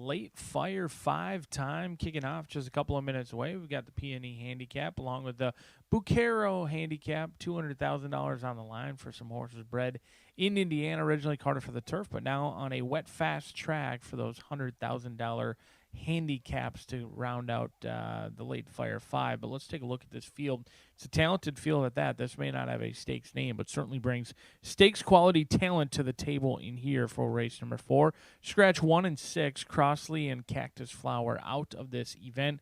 Leaves us with a 5-horse field, but a talented one at that, and I am excited for the return of the 5-year-old mare, Ease Magic, a 4-time winner from 10 starts, and she loves it here at home. She's made almost every start a winning one. She's won 40% of her races, but she's only finished outside the trifecta twice in her entire career. Now, there are question marks that need to be answered today. She hasn't been seen since October of last year, but she went off in a winning way, bet down to favoritism at even money in a nice handicap race and ran off the page late in October. They laid her off, gave her some time. She's a good one, brings class to the table, but you have to wonder, August 20th for an Indiana bred, she's missed almost over half the season, or just over half the season in here. We'll see if Ease Magic can return to her winning ways, but I am a believer. I think she's the fresh face in here and maybe the freshest leg. She certainly looks the part down here in the walking ring, but going to have to deal with Wicked Vet. Aaron West and Sarah Bermudez. This jockey-trainer combination has been going the right direction, and they've been winning races at a very high rate. Wicked Vet, also a win machine in her new and blossoming career. She is a 3-year-old filly who does have to take on older, but August 20th, you don't have to worry all that much about 3-year-olds taking on older horses, and she's passed every test that's been thrown at her with flying colors. The only chink in the armor was the $100,000 Hoosier Bred Sophomore Stakes, in which she set a rapid kamikaze-like fractions up front, sub 45, 57-1, and got ran down by the classy Hot Middles, who is an ultra game sprinter. Wicked Vet could be any sort in here. She gets tested for classy in this spot, but she's very talented in her own right. We'll see if the red-hot Aaron West and Sarah Bermudez can guide Wicked Vet home a winner at 5-2, but they're all going to have to deal with Work It Windy. The gray on a cloudy day could be a fitting name in here for this 4-year-old Gray by Greeley's Conquest. A 4-time winner from 11 starts, another consistent sort who's banked over $163,000 in her career. She's been knocking heads with some stakes quality talent and Imagine the Moon and Crossley, who we'll see later on today. Loved a sloppy racetrack against Easier last time out, and I say easier because the field just didn't turn up all that difficult, and she made it look relatively easy, but it was an Indiana bred taking on Open Company. She was last seen on July 28th. She's been given about 3 weeks. She brings in some good form, but she's going to have to rate today. There's some very quick ones in here, and I think they're going to outfoot her early. We'll see how Work It Windy deals with the speed of Ease Magic and Wicked Vet from the outside. This may be a small field, but it's going to be a rider's race. Let's take a look at this late Fire 5 to see how my ticket's constructed. I think it's a challenging sequence. I'm going to go fairly deep in this race. Even though we've got a smallish field, certainly big potential in this spot. The single's going to come in the 6th race. Beach Dancer has been in awesome form recently. She's been jumping the tracks, jumping everything she sees down, but she's put her head down and made quick work of the last 2 fields. She's in career best form. She's 4 for 8, and she's going very well. She dominated an off-turf event July 17th. Before that, June 26th, she ran away and hid from a nice group as well. Beach Dancer, the one to catch to cash for me. In race number 6, it's late Fire 5-time, one of the lowest takeouts in the entire country. And on the back end, we feature a couple of 6-figure handicaps on a Wednesday here at the show.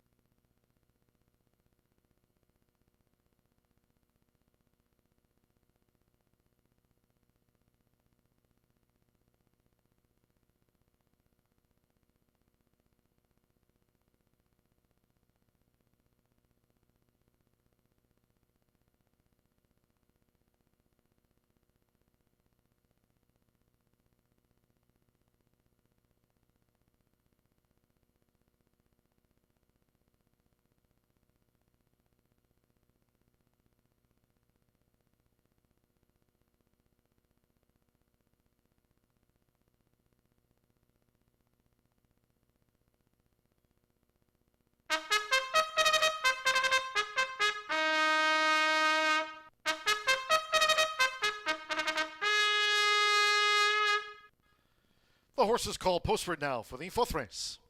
This filly's mare Sprint carded for the main track at 6 furlongs, a field of 5 now. Scratch 1 Crossley and the 6 Cactus Flower, no superfecta wagering. Scratch the 1 and the number 6.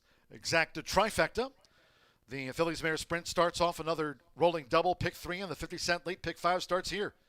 If you're just joining, all main track card, we're off the turf, and the main track remains labeled wet fast. 3 minutes to post time, 3 minutes to the off.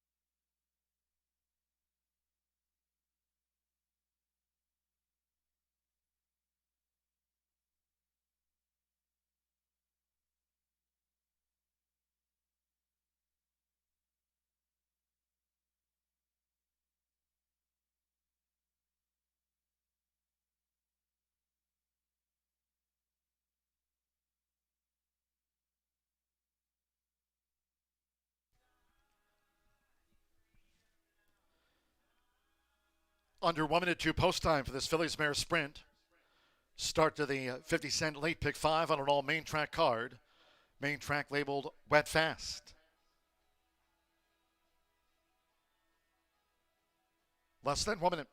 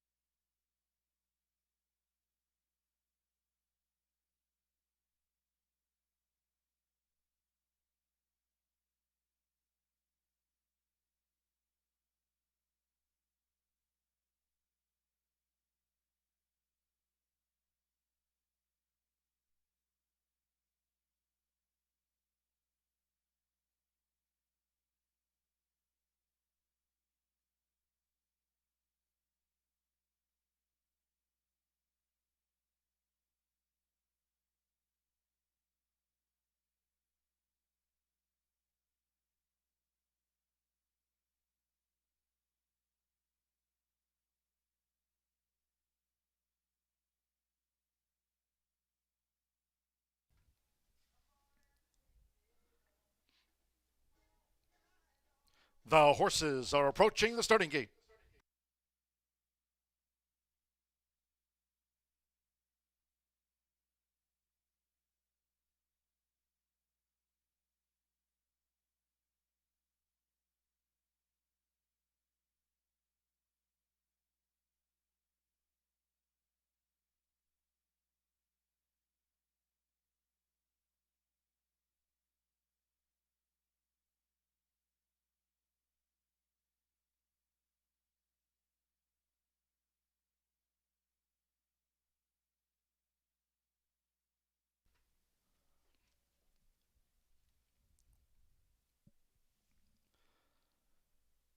The horses have reached the starting gate.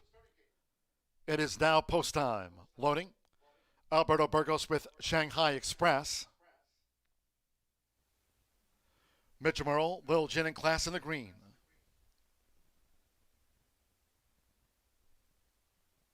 Evan Roman and the Gray Philly Work It Wendy.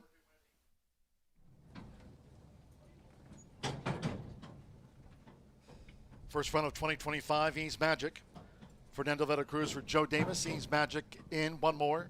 Simmer Jimenez with Wicked Vet. This field of 5 with 18 wins between them. Wet Fast Track, they're in the gate.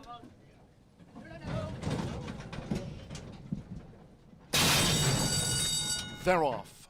Wicked Vet was a bit awkwardly away. Ease Magic broke fast there for Fernando Veta Cruz, and the gray is Work It Wendy with an early challenge, and Wicked Vet is right there with the red cap. As they go up the back, it's Work It Wendy. On the outside, Wicked Vet and Ease Magic right there making her 5-year-old seasonal bow, and these three mixing it up as they head toward the far turn. Then it's a break of 7 more to Lil Jin in Class in advance by a length to Shanghai Express, who trails the Fillies Mare Sprint. The quarter fought through in 22.04 seconds. Around the far turn with the rail for Evan Roman. It's Work It Wendy. So Work It Wendy, the gray, just leads the way from Ease Magic, who's right there with Work It Wendy. They're a half length apart on the edge of the quarter pole, with Wicked Vet trying to stay this pace on the far outside. Lil Jin in Class is drawn to within 5 lengths off these leaders, and 2 more lengths away. Shanghai Express last of the quintet. Top of the lane, it's Work It Wendy. Half mile, 44.80 seconds. Work It Wendy leads Ease Magic by 4, but now in the furlong grounds. Lil Jin in Class with the rail on the outside is Shanghai Express. Dropping away was Wicked Vet. It's Work It Wendy.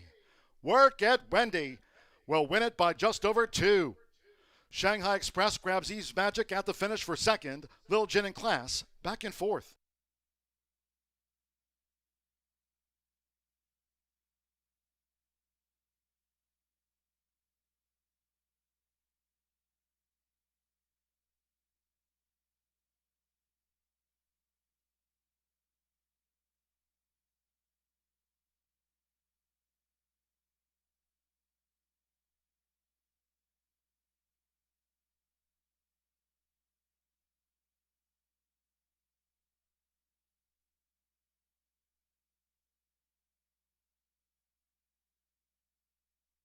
.111.06 after the Fillies Mare Sprint.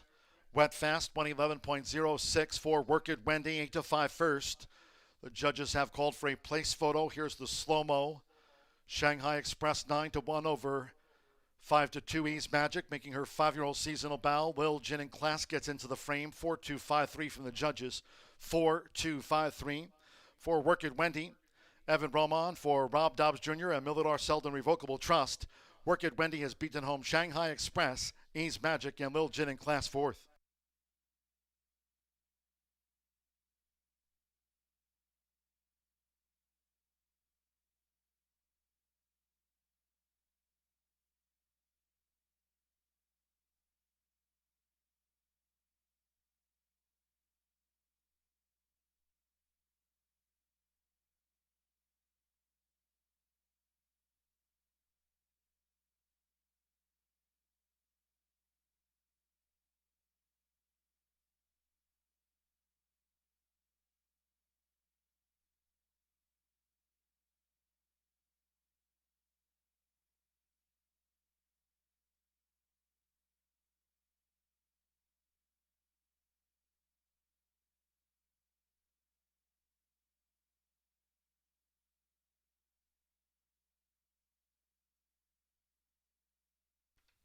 The result of the fourth race, Now official.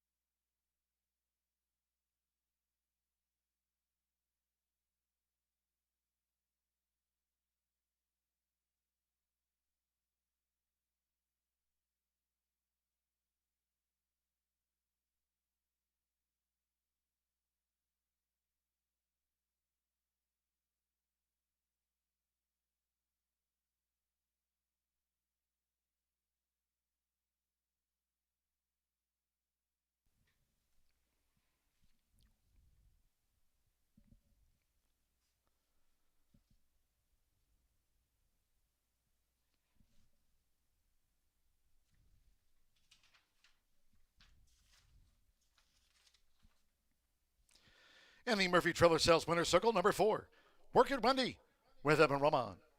Work It Wendy is a 4-year-old Gray Roan filly by Greeley's Conquest out of Kitty's Charge by Exchange Rate. Rob Dobbs Jr. trains the now 5-time winner for winning owner and breeder, Scott Selden's Milidar Selden Revocable Trust. Horseshoe Indianapolis congratulates the winning connections of Work It Wendy, paid 8-5.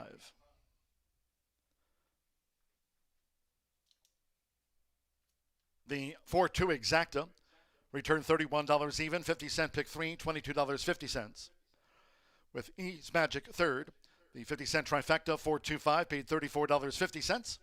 1-4 double, $27.60. There was no superfecta featured. 1 and 6 were the non-runners. Favorite first. 5 ran. 111.06 went fast. Race 5, one of 3 taken off the turf course here today. All main track card is noted. The maiden will be run at 1 mile and 70 yards. Scratch 1, Millard's Legacy. 2, Dream Fast. 5, Jackson's Buddy. Take out the 8 special gift card.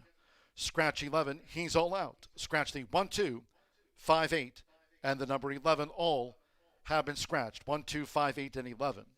Number 9, Look Out Kid. A jockey change to Alex Achard. Will partner the 5-race maiden. Alex Achard rides number 9, Look Out Kid. Number 12, Hard Scholar. The ownership, Tracy Friederich. The owner of record for 12, Hard Scholar, Tracy Friederich. 11, Cow Creek Kid. Equipment change, Blinkers On. Blinkers On, the 13, Cow Creek Kid.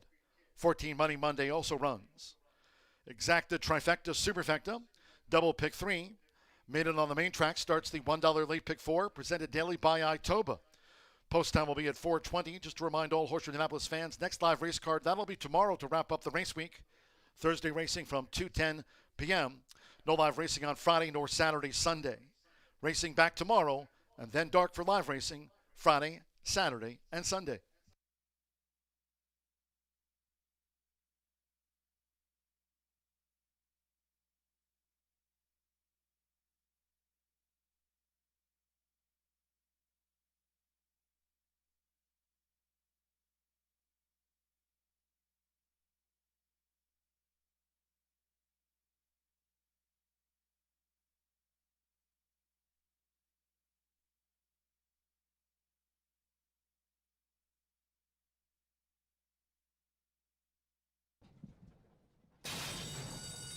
They're off.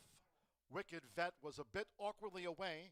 Ease Magic broke fast there for Fernando de la Cruz. And the gray is Work It Wendy with an early challenge. And Wicked Vet is right there with the red cap. As they go up the back, it's Work It Wendy. On the outside, Wicked Vet and Ease Magic right there making her 5-year-old seasonal bow. And these 3 mixing it up as they head toward the far turn. Then it's a break of 7 more to Lil Jin in class. In advance by a length to Shanghai Express, who trails the Fillies Mare Sprint. The quarter fought through in 22.04 seconds. Around the far turn with the rail for Evan Roman. It's Work It Wendy. So Work It Wendy, the gray, just leads the way from Ease Magic, who's right there with Work It Wendy. They're a half-length apart on the edge of the quarter pole, with Wicked Vet trying to stay this pace on the far outside. Lil Jin in class is drawn to within 5 lengths off these leaders, and 2 more lengths away. Shanghai Express last of the quintet. Top of the lane, it's Work It Wendy. Half mile, 44.80 seconds. Work It Wendy leads Ease Magic by 4, but now in the furlong grounds. Little Jin in class with the rail on the outside is Shanghai Express. Dropping away was Wicked Vet. It's Work It Wendy.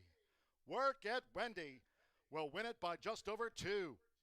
Shanghai Express grabs Eve's Magic at the finish for second. Lil Jin and Clan. Farrell.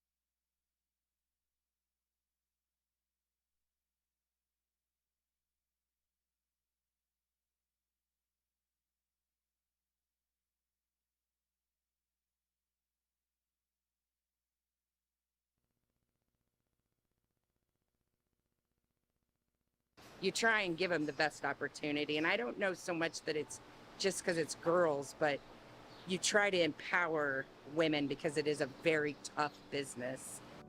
My dad, Jim Elliott, lives in Brookston. He bought a farm when I was a year old. So I grew up in it day to day. We come in, we usually make a schedule the night before of who's galloping, who's walking, and who goes to the Eurosizer. And then we have to get in touch with jock agents to schedule breezes for the jockeys. Someone comes in at 5 and feeds at 5 in the morning. Then we feed lunch around 11, 11:30. And then that's usually our day. And then we get ready for the races. Definitely a man's world back here, but all of us women, we really band together. We have a really great community and we all support each other, and that means so much. There's so much emotion that goes into it when you do work that hard. You know, talent gets you very far at times, but when you put the hard work into it on top of it, it gets you places that you never thought you could go.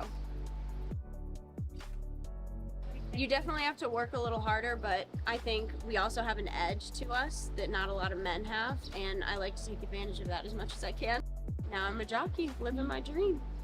It's a man's sport, for sure. Like, I think women, some people look at them and I think I'm a little more affectionate with my horses, more hands-on. You know, it's an industry where all your top trainers are men, so I think people look to that. I started underneath my grandpa, Calvin Prescott.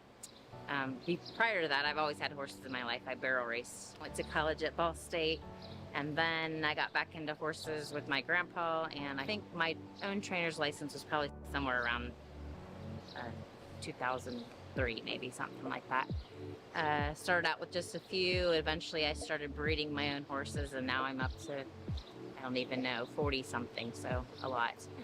Hola, mi nombre es Chenevely. Soy Hawaker, trabajo con Michelle Elliott, tengo aproximadamente 2 años de estar trabajando acá, soy del país de Guatemala. There's a lot more women in this business now than when I first started 35 years ago. Being a woman, other women feel threatened by you sometimes, so it's always a good idea to go chat with the ladies first. They're your biggest asset and your biggest allies. Women will stick together if you give them a shot.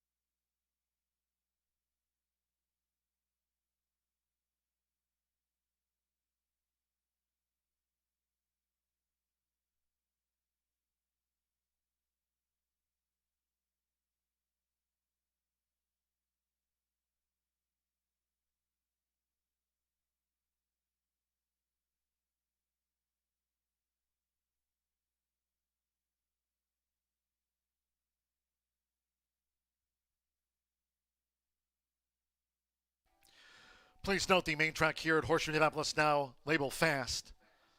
Main track, fast.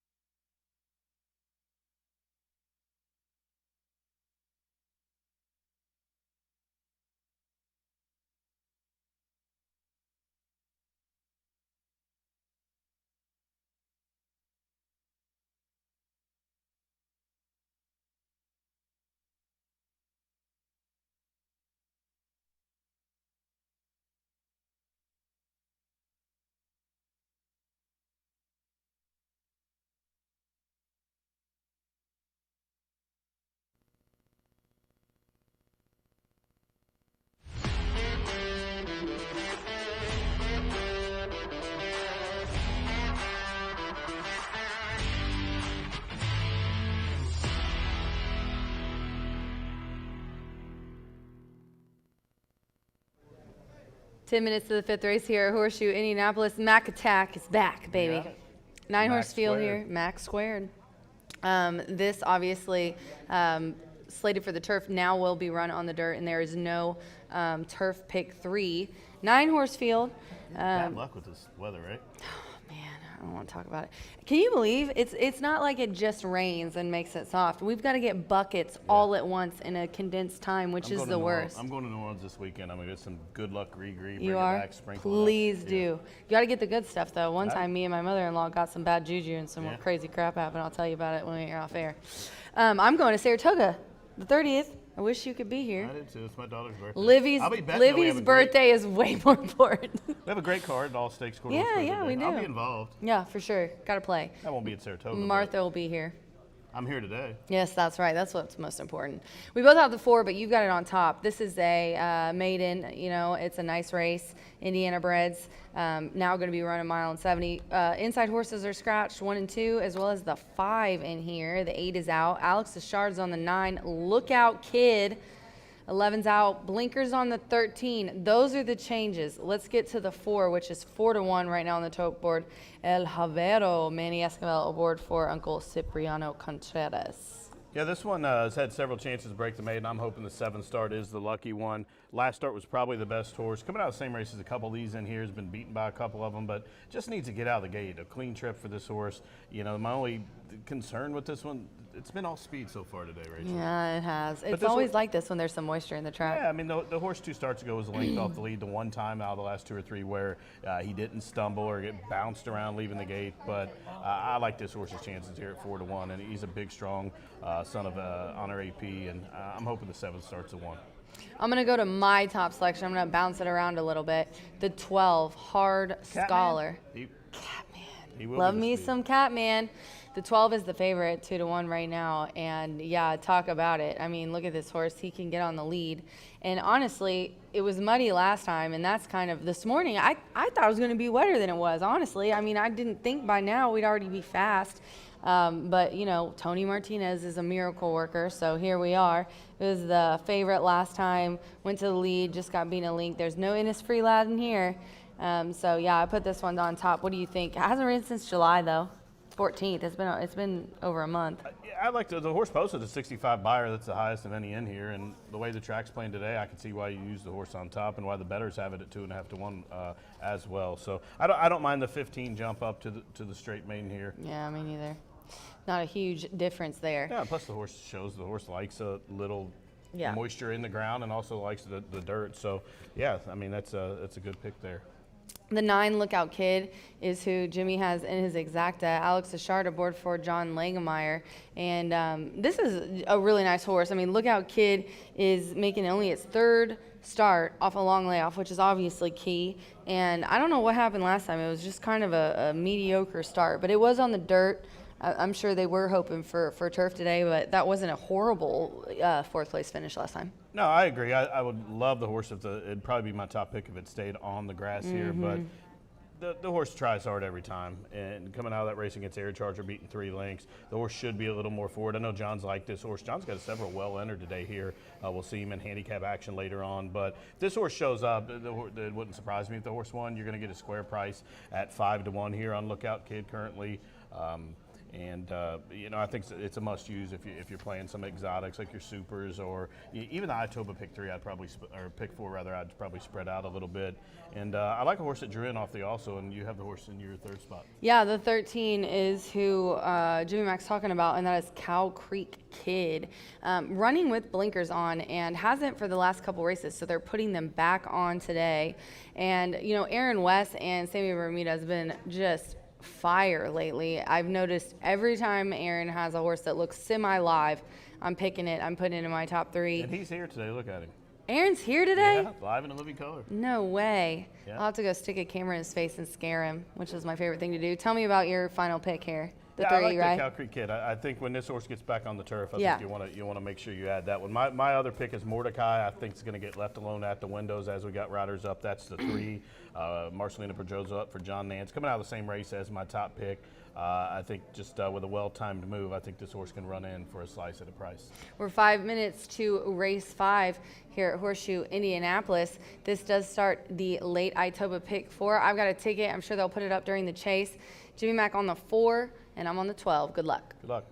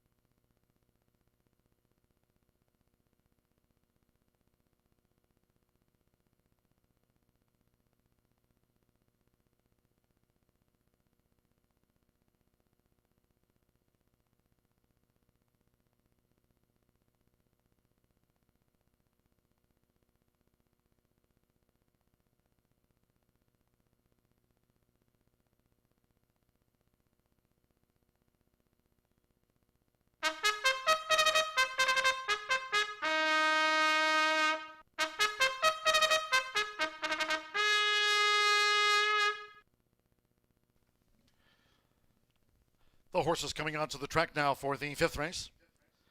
Let's take it off the turf. Maiden will be run on the fast main track at 1 mile and 70 yards. 1 mile, 70 yards the distance. A field of 9. Scratch 1, Millard's Legacy. 2, Dream Fast. Take out 5, Jackson's Buddy. Scratch 8, Special Gift Card. And take out 11, He's All Out. Scratch 1, 2, 5, 8, and the number 11. 9, Lookout Kid, a jockey change for the 5 race maiden to Alex Achard. Alex Achard rides the number 9. Here's Lookout Kid. 12, Hard Scholar, the ownership. Tracy Friederich. Tracy Friederich owns the 12, Hard Scholar. 13, Cow Creek Kid, Blinkers On. Blinkers On, the 13, Cow Creek Kid. Money Monday, the 14 runs.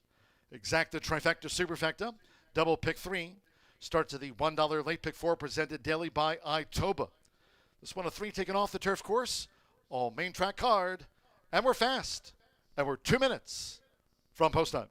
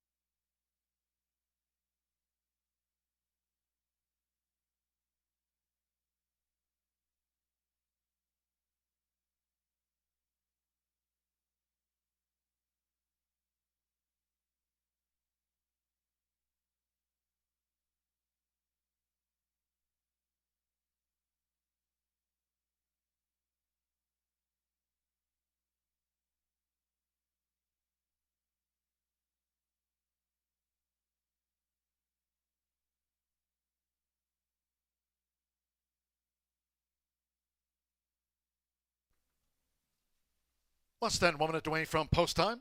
Starts at the $1 late pick 4, presented daily by Itoba. Fast track, under a minute.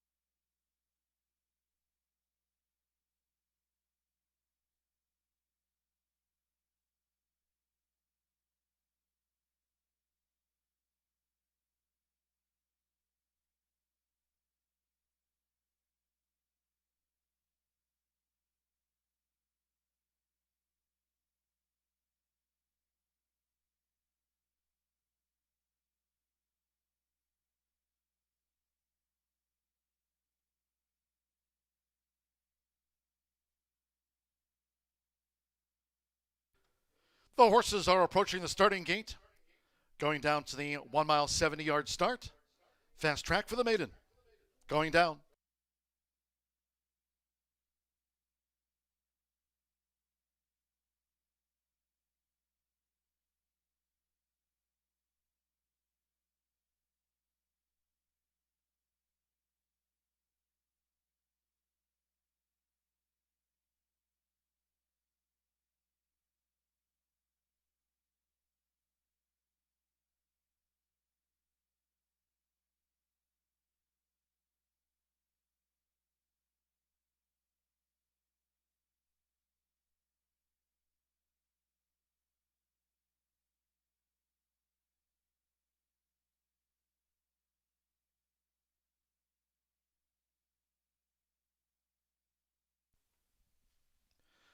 The horses have reached the starting gate. It is now post time.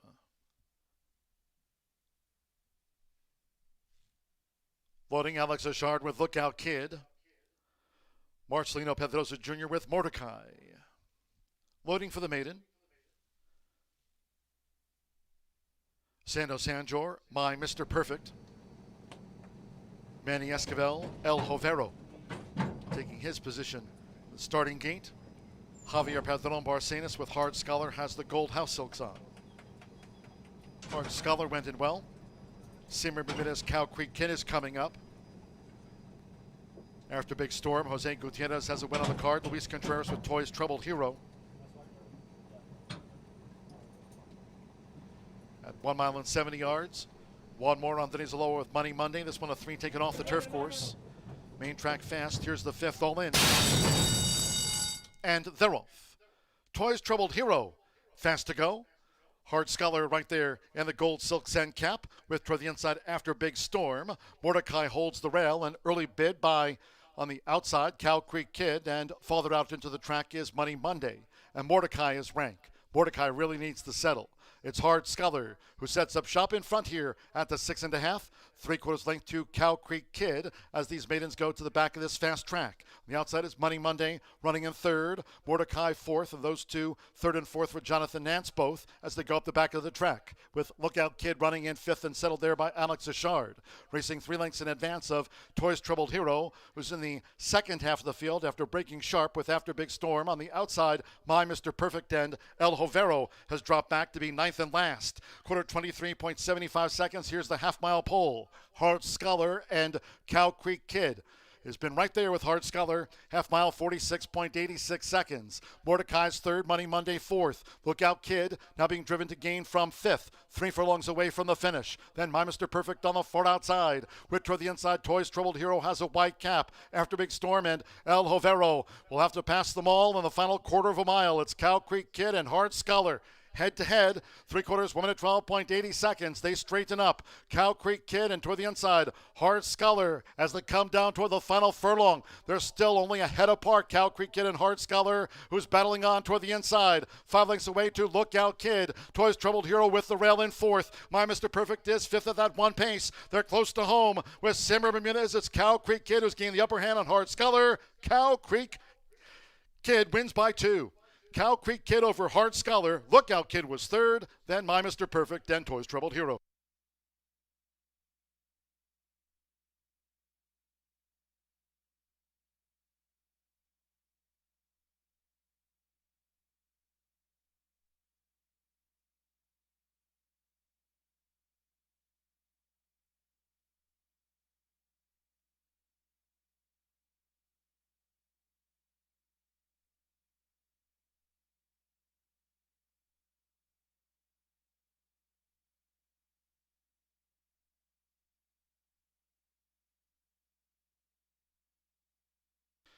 .143.54 over a fast track after the maiden.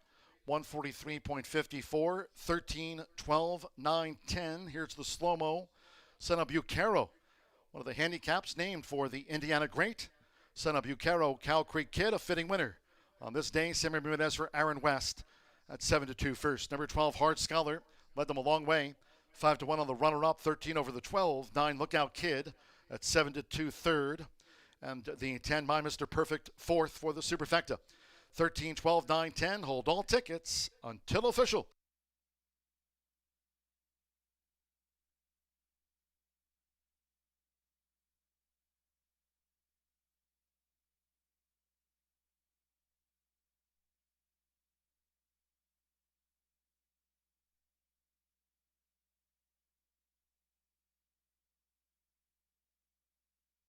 Ladies and gentlemen, may I have your attention, please? There's a steward's inquiry. The steward's calling for an inquiry into the clubhouse turn run. Steward's inquiry, in addition to the inquiry, jockey's objection lodged on the first turn. Jockey's objection, Luis Contreras on the 7. Toys Troubled Hero is alleging interference by Javier Padron Barcenas. On the 12, Hard Scholar, alleging interference on the first turn. And that is part of the inquiry. The clubhouse turn run, jockey's objection, Luis Contreras on 7. Toys Troubled Hero, finish 5th. Alleging interference by Javier Padron Barcenas on 12. Hard Scholar, the unofficial second place horse after the maiden. Alleging that interference on the clubhouse turn. 3, 12, 9, 10, unofficial, pending an inquiry.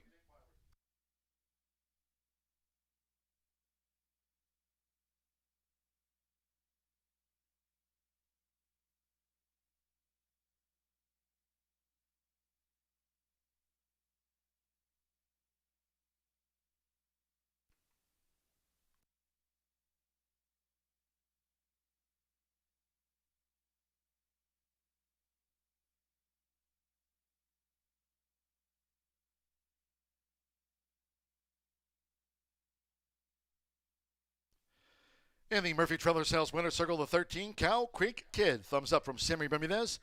Gets the result. 3-0 Chestnut Gelding by Indiana legend Bucaro. Out of the Alphabet Soup Mare, Spell Chick. Aaron and West trains for Perry Wood and Tim Wood. Had those blinkers on today. Gets the Cody photo.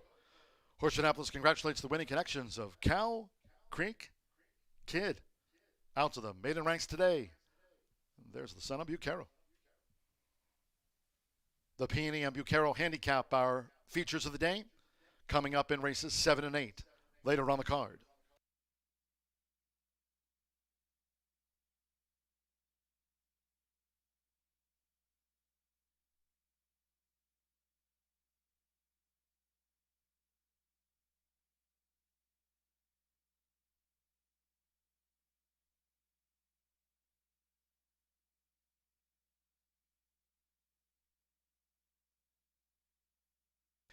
Ladies and gentlemen, may I have your attention, please, after an inquiry into the first turn and the jockey's objection.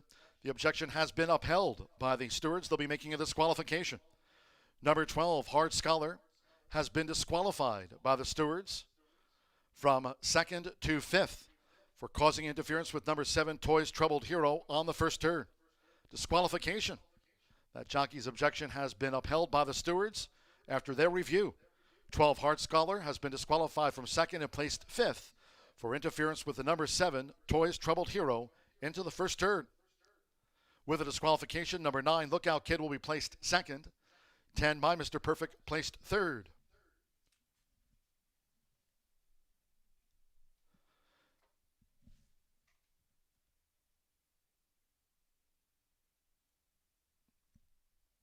They're the cause for the disqualification. Again, number 12, Hard Scholar, in the gold silks and cap. The number 7 was Toys Troubled Hero, turquoise with a white cap. Right here, Hard Scholar comes over into that path of the 7, Toys Troubled Hero, taken back to avoid clipping heels. And the stewards made the disqualification. Number 7, Toys Troubled Hero, has been placed fourth. And the number 12, Hard Scholar, disqualified from second and placed fifth in back of Toys Troubled Hero. So it's 13, 9, 10, 7 placed fourth, and the 12 disqualified second to fifth.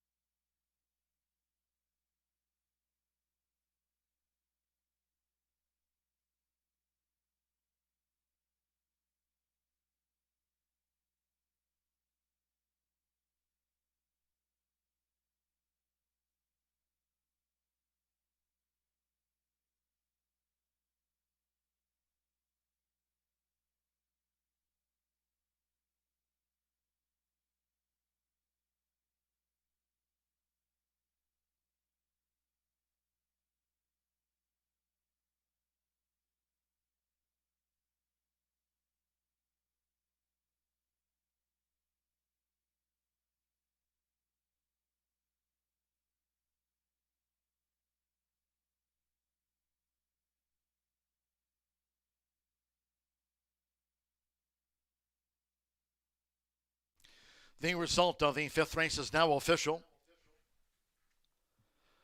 13-9 exacta, $49.40.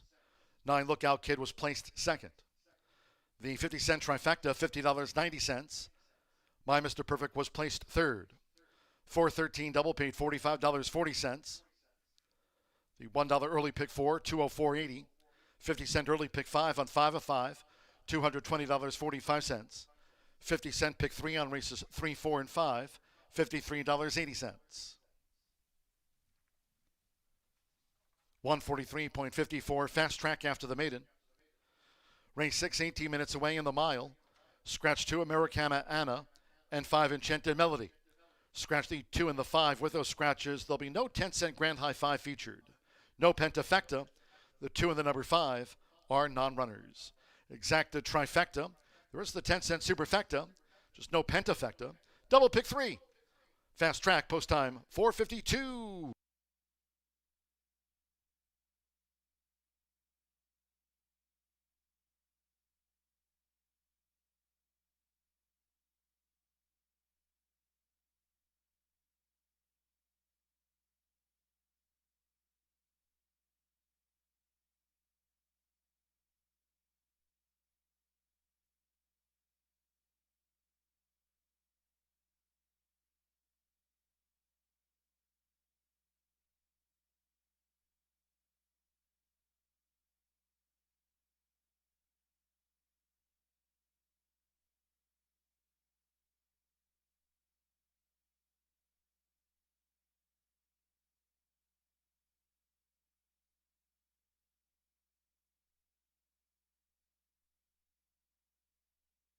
Main track fast. Here's the 5th all in.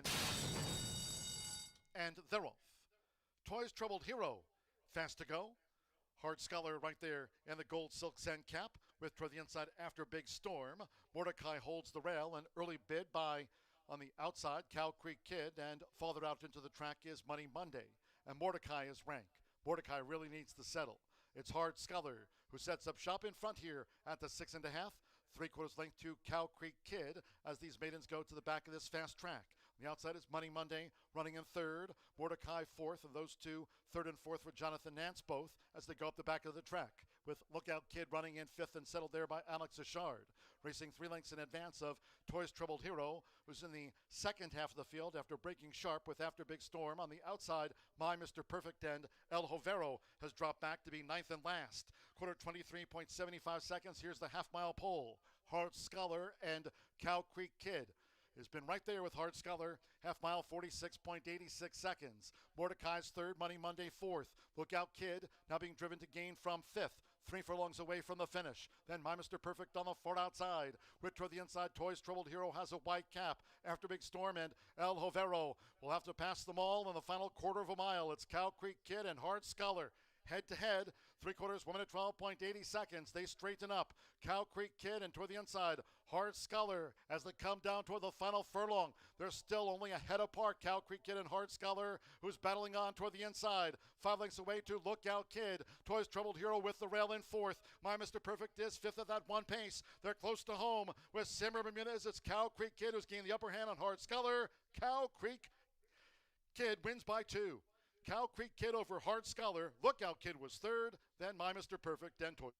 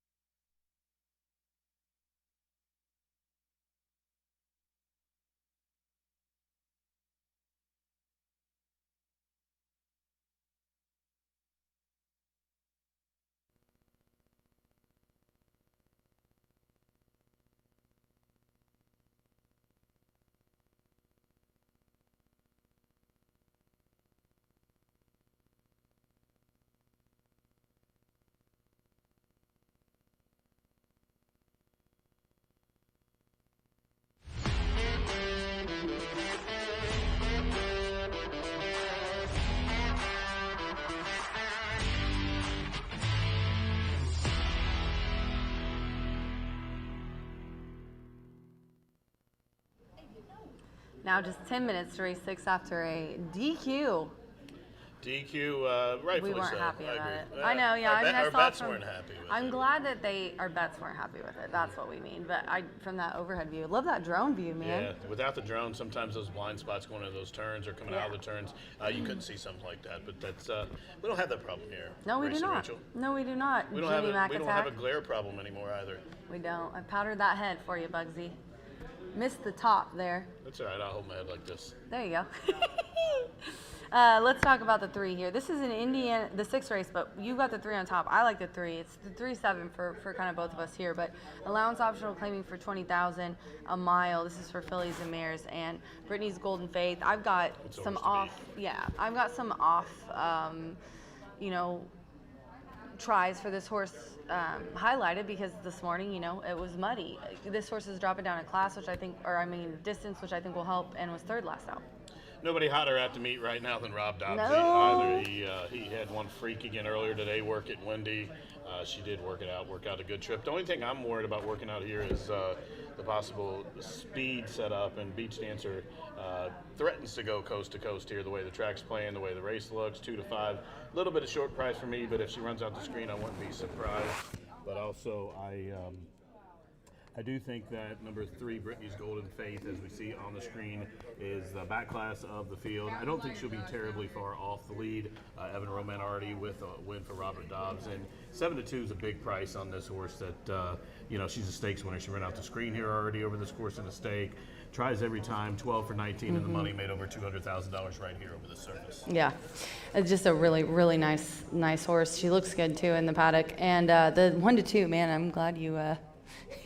But you're glad you didn't pick a 7 on top, because I sure did. I don't care. The short price better than long face, right? That's true. You drop $2 That's on true. the ground and can pick up 3. Would you do it? Yes. Every time. Thank you, and twice Jimmy on Mack. handicap days. On handicap days. That is honestly what I argue with people all the time. But 3 just filled out beautifully. Looks gorgeous.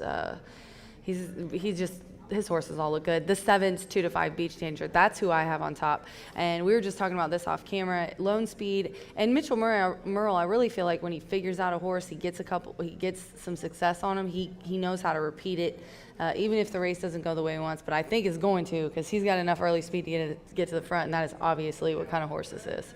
Yeah, I agree. 1-2. Like I said, if the horse wires the field, the way the track's playing, I mean, it will have some pressure to the outside from the 8 Marcy Rosie, but taking nothing away from that horse, I don't think that horse is in the class of a horse like Beach Dancer in here. This is a good quality field. I mean, we do have a couple of scratches, but with the 6 left in here, very well matched in this 3 other than non-winners of 5 race to go a mile. It's almost a stake prep. It is. Just like the other allowance we had 2 back was also, I think, the American Anna, scratched out because she's in the handicap, and then we also have Enchanted Melody out, as you can see. But let's talk about your 1. I like the 1, especially if it's going to stay at 7-1 with Ramos, who's riding lights out right now. Bob Gorham, you can't go wrong there. I had the 8, but I think the 1 looks really good coming out of some tough allowances and going back down to this kind of optional claimer, which I think fits in.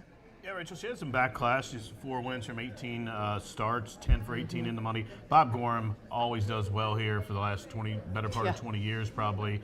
She looks okay in the paddocks. It's just her 3rd start of the year. Once you get a filly that's win a few races, sometimes it's a little tough to get them get them in the right spot going long. But now this horse showed up right off the shelf on June 3rd.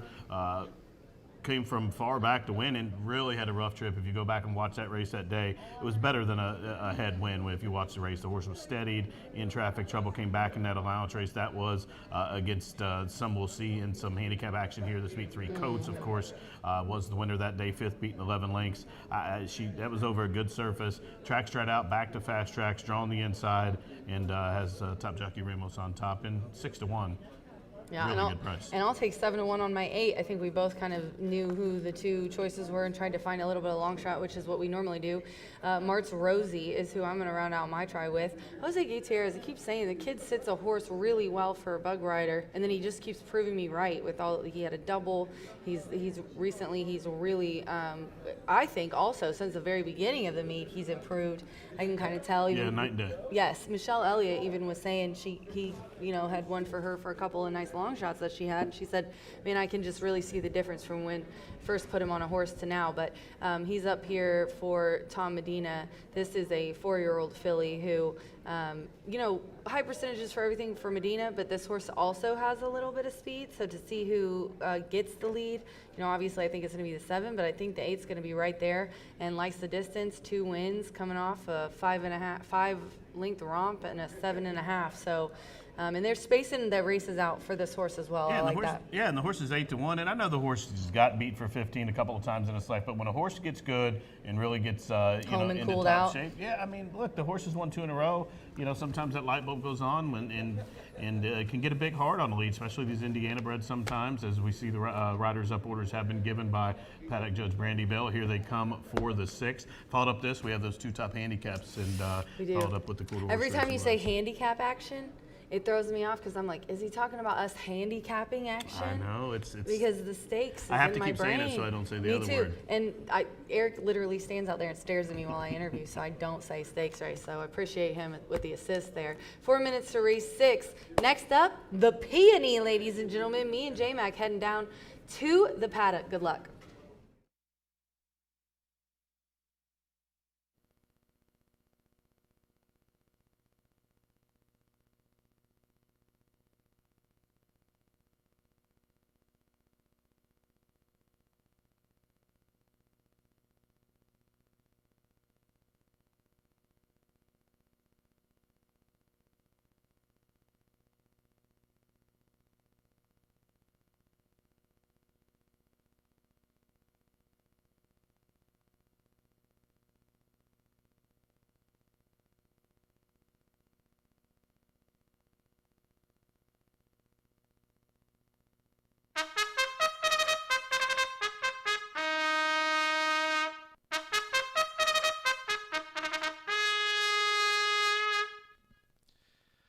The fillies and mares stepping onto the track for the 6th race.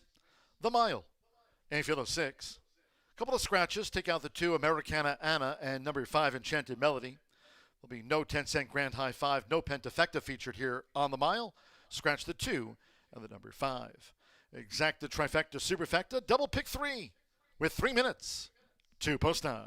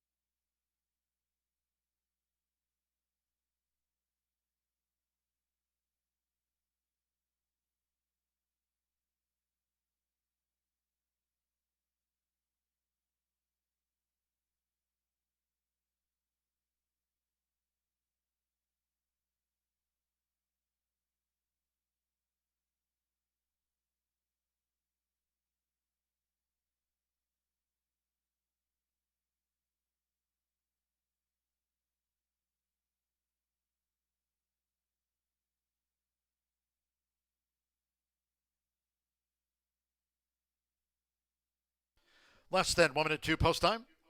Less than 1 minute to the mile.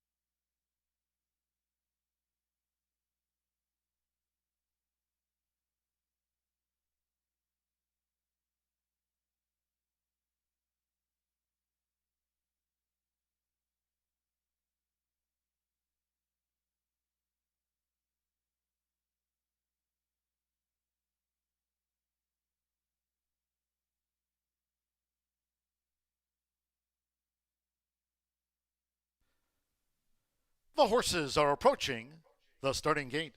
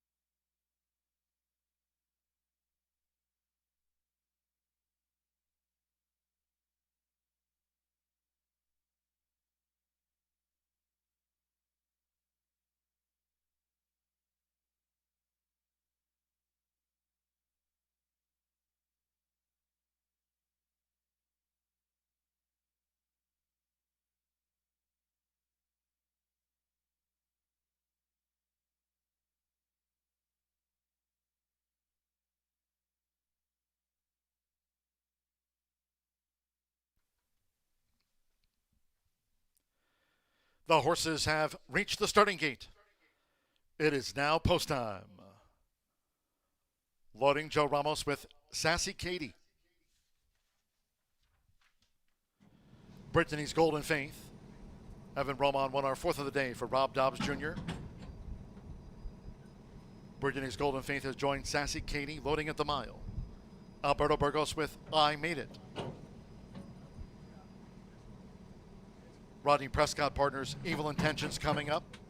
15-1 on Evil Intentions. It's Eva Money, Beach Dancer favorite. Mitchell Murrow for Tim Eggleston and 514 Racing. Here's Beach Dancer in the green and gold. One more, March Rosie. Gets the 7-pound break in weights with Jose Gutierrez, who won the opener. Fast Track, they're in the game.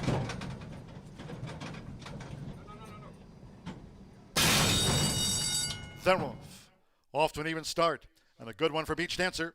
Beach Dancer right to the lead and right to the rail for Mitchell Murrow. Beach Dancer takes charge of the pace as they enter the first turn. Leads here March Rosie by just over 2 lengths as they go to the back of the track with I Made It in third. Then toward the inside is Brittany's Golden Faith. Evil Intentions has a black helmet and Sassy Katie trails. Beach Dancer leads. So Beach Dancer out in front leads March Rosie second and in touch with Beach Dancer, who takes them through a quarter in 24.27 seconds. I Made It's running in third. Brittany's Golden Faith, she's keen up the near side with Evil Intentions racing some 4 lengths off this leader. And Sassy Katie remains last. Beach Dancer leads the Fillies Mares Mile. It's Beach Dancer now on the edge of the half-mile pole. 3/4 length to a close-up March Rosie. 3/4 length to I Made It on the outside. Then Brittany's Golden Faith. A length and a half to Evil Intentions, who's joined toward the inside by Sassy Katie, who's trying to improve her position. And back of a half mile for Beach Dancer in 48.19 seconds. Steady as she goes for Mitchell Murrell. Beach Dancer leads. I Made It coming with a bid. March Rosie in between horses. Brittany's Golden Faith is making 4-path progress as they turn for home. Sassy Katie relegated Evil Intentions to last. Beach Dancer leads them for home. 3/4, 1 minute 12.96 seconds. Beach Dancer coming down to the final furlong. It's Beach Dancer as Brittany's Golden Faith is coming with a late charge. Here's Brittany's Golden Faith up to Beach Dancer past the 16th. Sassy Katie's in third. It's Beach Dancer and Brittany's Golden Faith on the outside for Evan Roman. Gains the advantage, gets the win. Brittany's Golden Faith a length over Beach Dancer. Sassy Katie was third. Evil Intentions, I Made It. Then we trail back to March Rosie.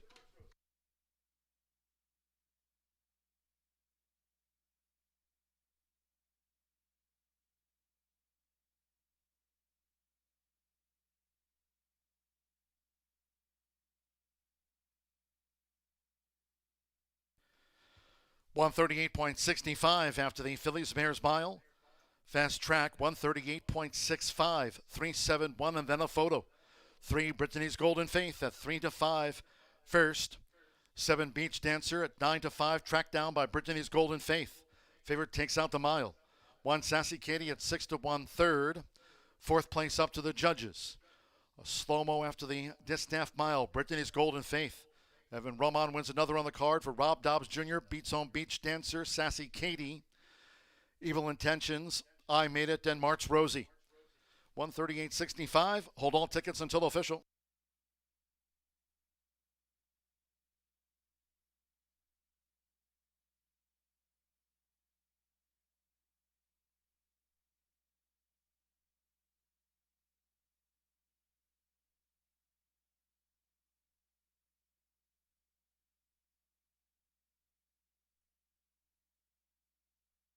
The judges have confirmed number 6, Evil Intentions, 4th, 3-7-1-6.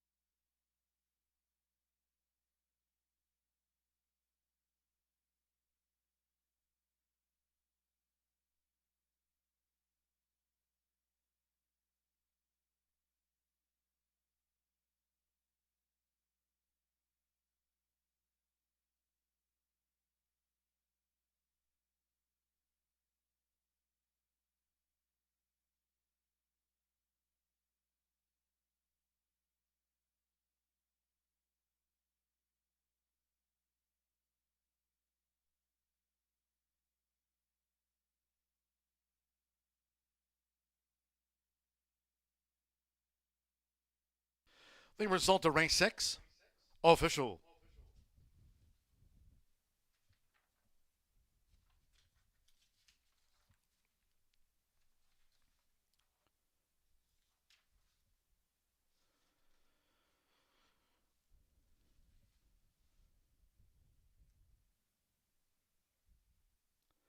Returning to the Murphy Trailer Sales Winner Circle, number 3, Brittany's Golden Faith.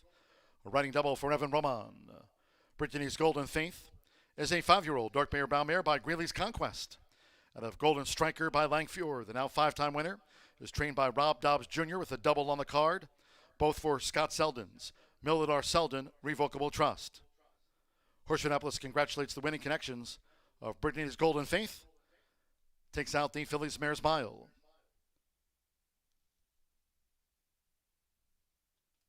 She was the last out third to 3 Coats, who runs next in the Peony Handicap, the first of our 2 premier races.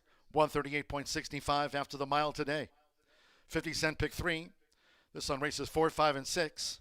$18.45. 3-7 exacta, $10.80. 50 cent trifecta, $8.75. The 13-3 double paid $31.20. Evil Intentions fourth, 10 cent superfecta, $3.15. There was no grand high five featured, 138.65. Co-features on the day, pair of handicaps, race 7, the Peony. Just ahead of the Bucaro, that's race 8. Scratch from the Peony, the 1 Spotty Showers, 5 Best Cupcake, and 14 Geo's Baby Girl. Scratch the 1, 5, and the 14. Exacta Trifecta Superfecta, the 10 cent grand high five here, the Pentafecta featured on the Peony. Main track over the mile and a 16 fast. Double pick 3. Post time will be in 20 minutes at 5:23.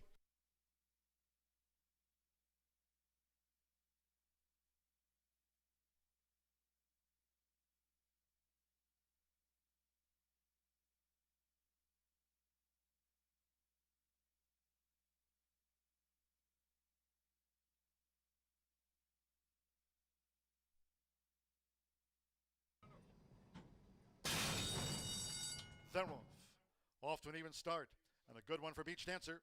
Beach Dancer right to the lead and right to the rail for Mitchell Murrell. Beach Dancer takes charge of the pace as they enter the first turn. Leads here Martz Rosie by just over 2 lengths as they go to the back of the track with I Made It in third. Then toward the inside is Brittany's Golden Faith.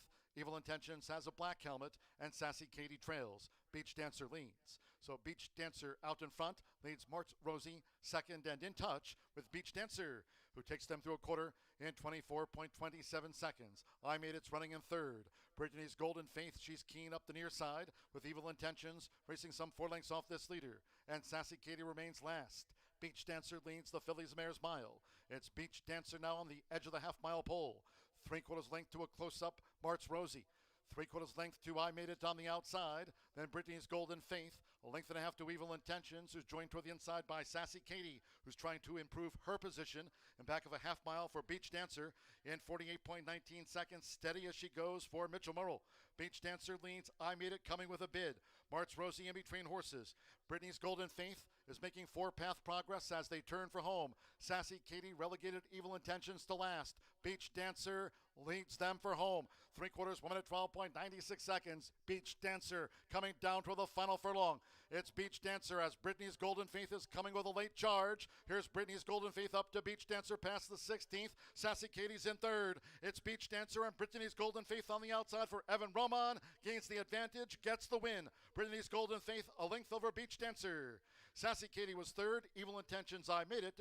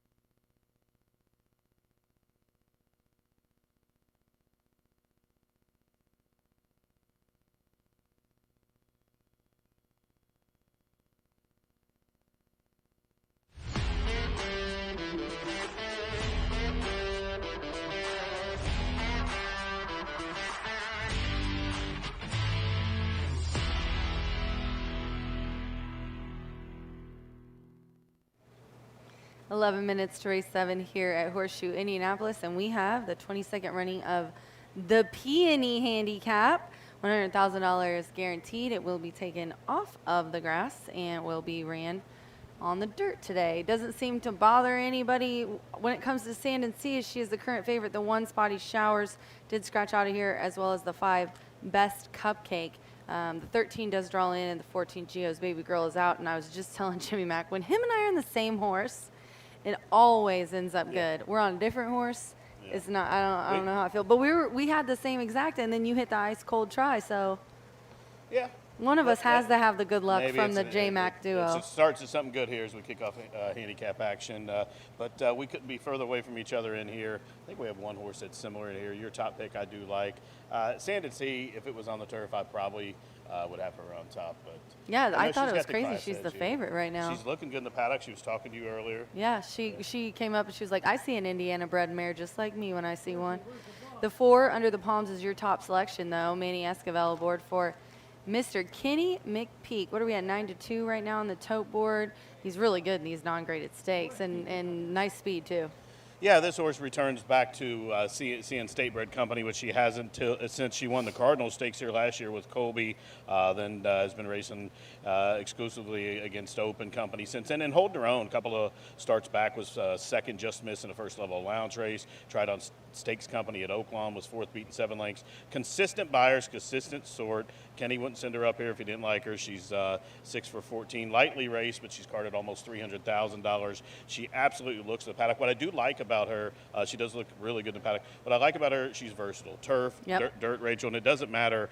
She can actually go to the front and rate, and also she'll sit off the pace and relax too. So whoever Manny and Kenny have decided to place her here, I think she'll be perfectly calm and collected for them. You've got the 7 next, 3 coats, 3-1. And this is what I think is very interesting about our picks. The 7 and the 10 have the highest last race speed figure. Now, yours was routing, mine was sprinting. However, mine was on the dirt, yours was on the turf. So it's like they're both speedy, but which situation do they like better? And it's kind of hard to tell with them because they've done a little bit of it all.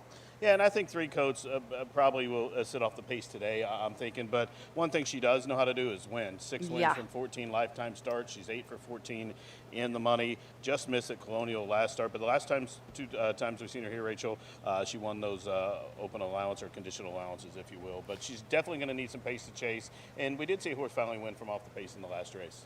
Yeah, and we were talking, I was handicapping this, yesterday, and then with the deluge of rain, and then it was still muddy this morning. I just really liked Crosley, which will transition us from his to round out his try into my top pick. It's 11-1 right now, and I have all the price. huge price. And honestly, I get why people aren't going towards her now. She is probably one that you want to see. Not on the dry track. It's fast now. I mean, it's just completely different than what I had planned. I have a bunch of sloppy mile and 70 races circled, and like I said, good speed last time out sprinting. She scratched to go in here. Sammy, though, looking for a double, and he's one of my guys. When he gets on a roll, man, he gets on a roll. Yeah, and John Langmeyer hoping he's getting on a roll and staying on a roll here. Yeah. This filly, she does have some experience on the dirt at a route distance. I know we've seen her the last couple of times at the sprint distance and off tracks and showed up very well. But she won the Itoba Phillies handicap here last year. I do like Crosley. Spooky Hollow Bretter owns her. He trains her. And you see her on the screen there, Kenny leading her around here. And she's just like always a professional. Definitely. And then I went to Sand and Sea, the 3 in here. This is a 7-year-old mare, and like we alluded to a minute ago, she walked around here and she called out to everybody, kind of, I'm the older, experienced mare. She's a defending champion now. Last year it was ran on turf at 1 mile and 16th. Today we're on dirt. I think she, being the defending champ, she's kind of the class in here. Jaime Torres comes in to ride for Riley Mott, and non-graded stakes, he's got good numbers out of kind of smaller detail, but it's also, she maybe needed a tightener last time. I think maybe they thought this spot would be perfect for her. Yeah, I mean, she was second, 3 back behind Dana's Beauty, who would be 1 to 100 in this race. So I really liked it. It bodes well to this Indiana State Bred program now that these horses are racing throughout the country in open stakes, open allowance races, and they're holding their own. They're competing. They're winning. And she returns here to the place where she won that stake here last year. Was on the turf, like I said, though. If she can just get over the dirt and you know, I think she has a big chance in here. And certainly right now, I think it's a big price on her.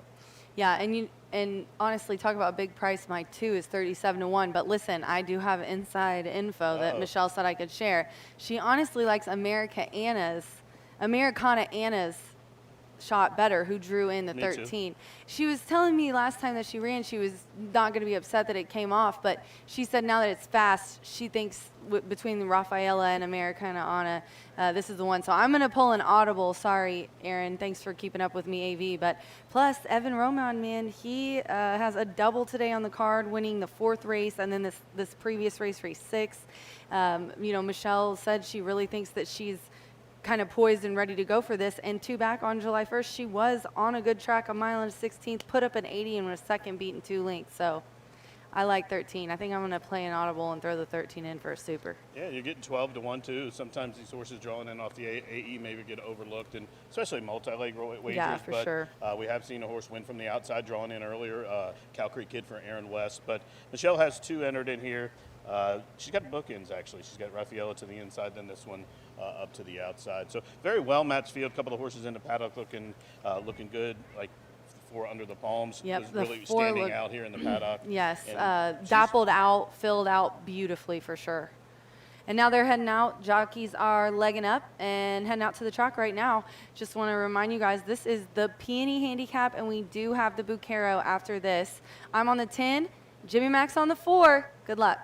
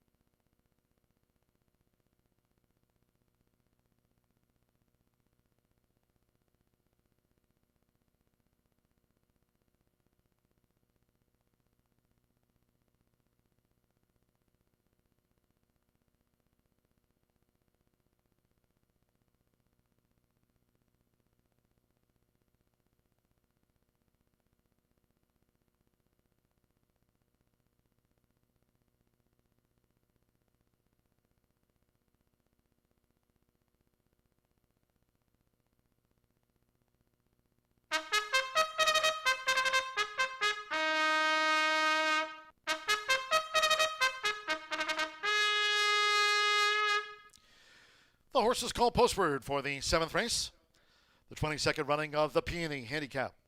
This year on the main track, over the mile and a 16th fast track here, a field of 11, scratch 1 Spotty Showers, 5 Best Cupcake, and scratch 14 Geo's Baby Girl.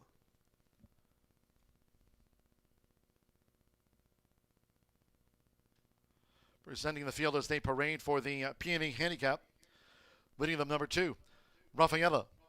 Joseph Romero rides for Elliott Racing LLC of trainer Michelle Elliott, and Ruben Sierra's Just for Fun Stable Incorporated. Number 3, Sand and Sea. Liam's Map Mare won this a year ago. Jaime Torres up here today for Riley Mott and owner James S. Karp. Number 4, Under the Palms with Manny Esquivel, trained by Kenny McPeak for Daniel McGreevy's Tilted Shamrock Stables LLC. Here's the 6th Touchdown Pass with Fernando de la Cruz. Michelle Elliott trains. Kathy Dent's Homebred for KP Thoroughbreds LLC. Number 7, 3 Coats with Santos Anjor. Mike Lauer trains for breeder owner Penny Lauer. Number 8 is Innisfree Last with Alberto Burgos. teaming with Heron Thoroughbreds, LLC of trainer John Heron. Number 9, Single Her with Joe Ramos. Ray Paquette III trains for Steven Spielman's Nice Guys Stables. Number 10 is Crosley with Samuel Bermudez. Postword for John Langmeyer's Spooky Hollow Racing Incorporated. Number 11, It's Forever. Alex Ashard with a yellow cap. Postword for Michael J. Wern, Bob Dont, and Tony Granitz. 12, Louder Than Words with Marcelino Pedrosa Jr. Green cap for Bob Dont, Michael J. Wern, and Tony Granitz. She's an 8-time winner. And 13, Americana Anna Draws In. Evan Roman already with a double on the card. Riding here for Michelle Elliott, who trains for Kathy Dent's KP Thoroughbreds LLC and co-owner Brent Sutton. Scratch the 1, 5, and 14. Exacta, trifecta, superfecta, the 10-cent pentafecta. Double, final pick 3 of the day starts with the Peony handicap. Fast track, and duo soon.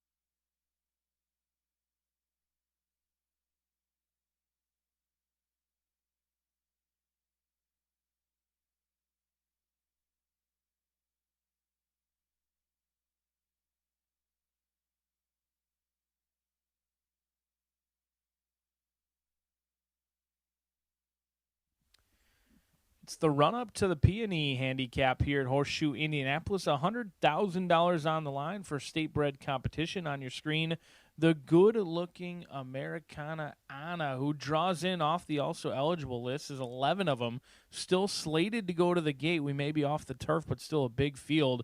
And this one deserves a long, long look. Evan Roman looking for back-to-back winners. Turf to dirt in play.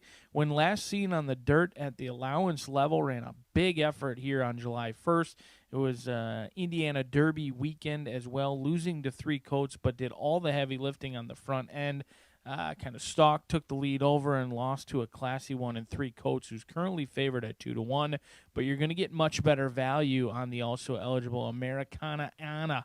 Only lost by 2 lengths to 3 coats, but 15-1 versus 2-1. A couple of others to maybe take a look at in here is, how about Tony Granitz's other horse?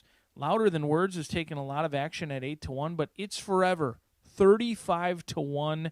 This 5-year-old mare has 4 wins on a fast track. Certainly moves up with the surface change in here. Ran a better than it looks 3rd place finish last time out against open competition. It's been some time since It's Forever has gone against state-bred competition. So that recent running lines with a 3rd and a 4th, maybe a little bit more muddied and look worse than they actually are, because they ran some tough competition. Desert Rhapsody, 2 back on July 15th, absolutely ran away and hid. Did get a big number that day after stopping the clock in 137.79. Long shot as well with Rafaela Michelle Elliott. She draws in 2. She's got the inside and the outside covered. Rafaela has stalking speed and should get good trip from the inside in here. The 4-year-old filly has banked over $150,000, and she's really done it the hard way.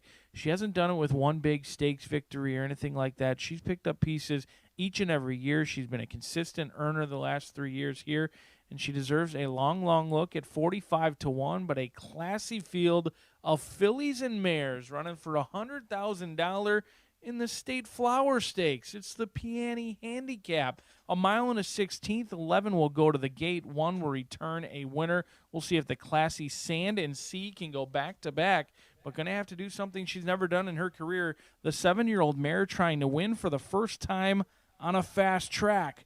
We'll throw it up to John G. Dooley as he'll take you through the Peony Handicap next. Only the second time in its history, the Peony being run on the main track. At the gate, it's post time for the Peony Handicap. They're going in. Joseph Romero with Rafaela. Alberto Burgos with Innisfree Lass joins Rafaela. Jaime Torres, Sand and Sea won the 2024 Peony. Sand and Sea went in well. Joe Ramos with Single Her has moved into position. Here over the mile and a 16 fast track. Manny Esquivel with Under the Palms. Samir Bermudez, Crosley's in. Alex Achard, It's Forever, has a yellow cap. Fernando de la Cruz, Touchdown Pass, one of the Michelle Elliott 3. Sando Sanjor, 3 coats. 2 back. Marcelino Pedrosa Jr., Louder Than Words, like It's Forever, both for Tony Granitz, and 1 more. Americana Anna. Be a hat trick of wins on the card for Evan Roman. Fast track over the mile and a 16th. It's the first of our 2 premier races here at Horseshoe Indianapolis. They're in the gate. They're off in the Peony Handicap. Nice line out. Crosley breaks sharp. Nearest the inside is Touchdown Pass with Sand and Sea. Here come early bids by Americana Anna, and right there is Louder Than Words in the green cap as they enter the first turn, being led by Crosley. So Crosley to the early lead here for Sammy Bermudez in front of Americana Anna, and right there, Louder Than Words. They're both well up, and Rafaela is fourth with the rail, and not too far off this early pace as they go to the back of the track. Then comes Touchdown Pass, who's together with defending champion Sand and Sea, who's right there near the inside parts of the track for Jaime Torres going up the back. Under the Palms with 3 coats with the rail. It's a break of 3 more to Innisfree Lass, who's just in advance of Single Her, who's out deep on the track, while It's Forever has dropped back to last. Quarter 23.89 seconds. For the run near the half-mile pole, it's Crosley.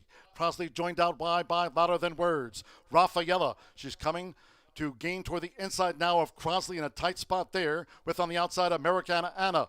And the half mile in 48.20 seconds. Sand and Sea is running in 5th as they round the far turn, where Louder Than Words has emerged in front. Under the Palms coming with a bit on the far outside. Touchdown Pass, another out deep on the track. 3 coats is in traffic, 7 off these leaders as these fillies and mares make their run past the quarter pole. Innisfree Lass, and then It's Forever and Single Her is last as they head for home. It's Louder Than Words. 3/4, 1 minute 12.97 seconds with Marcelino Pedrosa Jr. Louder Than Words, a furlong away, and leads here by 4 to Crosley, charging his 3 coats, and here she comes. 3 coats with a full head of steam, but it's Louder Than Words still with a 3-length buffer zone, and then further back is Crosley in 3rd. Louder Than Words prospers in the Peony. Louder Than Words, a length and a half over 3 coats. Crosley was 3rd, and then Americana Anna with Innisfree Lass, and It's Forever.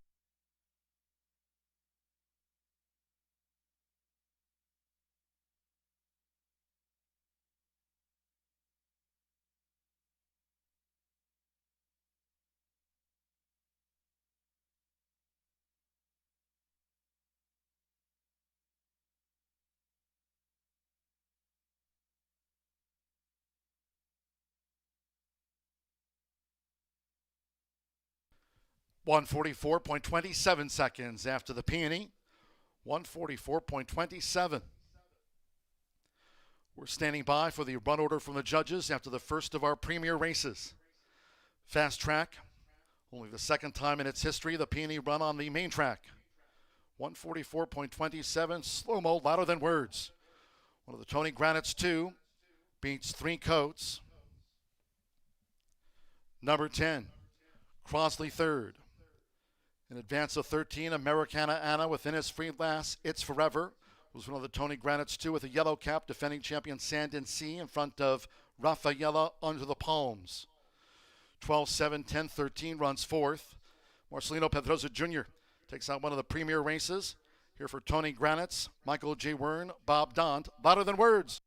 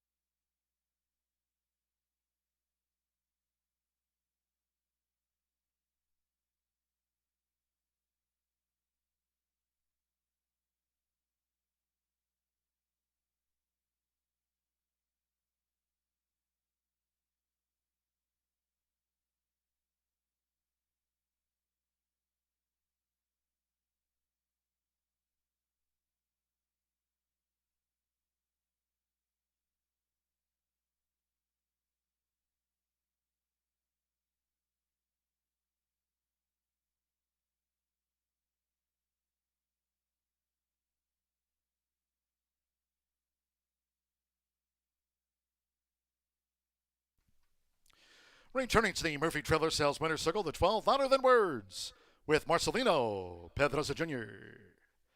Louder Than Words is a 6-year-old bay mare by Mr. Speaker. And the American Lion mare, Lion on the Edge. The now 9-time winner is trained and co-owned by Tony Granitz along with Michael J. Wern and Bob Dont. Horseshoe Indianapolis congratulates the winning connections. Louder Than Words takes out the Peony Handicap of 2025.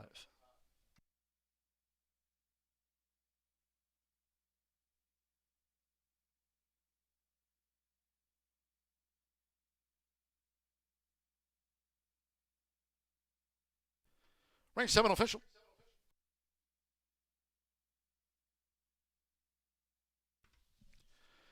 $12.7 exacta, $59.80. The 10-cent Pentafecta, $1,334.16. Innisfree last ran 5th. Pick 3, $55.50. The 50-cent Trifecta, $77.95. 312 double, $41.40. And the 10-cent Superfecta, $144.93. Americana Anna ran 4th. Trophy presentation after the Peony Handicap of 2025. Along with Vice President and General Manager Racing Eric Hallstrom. The trophy presentation to the winning connections of Louder Than Words, taking the Peony Handicap of 2025. Race 8 next, the second of our premier races. The Bucaro over the mile and a 16th fast track. Scratch the 2 Anchorman, 3 Jailhouse Justice. Take out 7 Just Happy to Be Here, 9 leading the charge. Scratch 11 Jeopardy Theory, 13 Zach, and 14 Bowtree Fitty. Scratch again the 2-3, 7-9, 11-13, and the number 14. Number 4, Chicory Blaze. First time gelding in the Bucaro. Designation FTG. Chicory Blaze, the number 4, going in the handicap as a first time gelding. Main track fast over the mile and 16th, exacta, trifecta, superfecta, pentafecta, and start to the late double. Post time will be in 24 minutes at 5:58. In a moment, back down to the Murphy Trailer Sales Winner's Circle with the winning connections of Louder Than Words. It's Racing Rachel.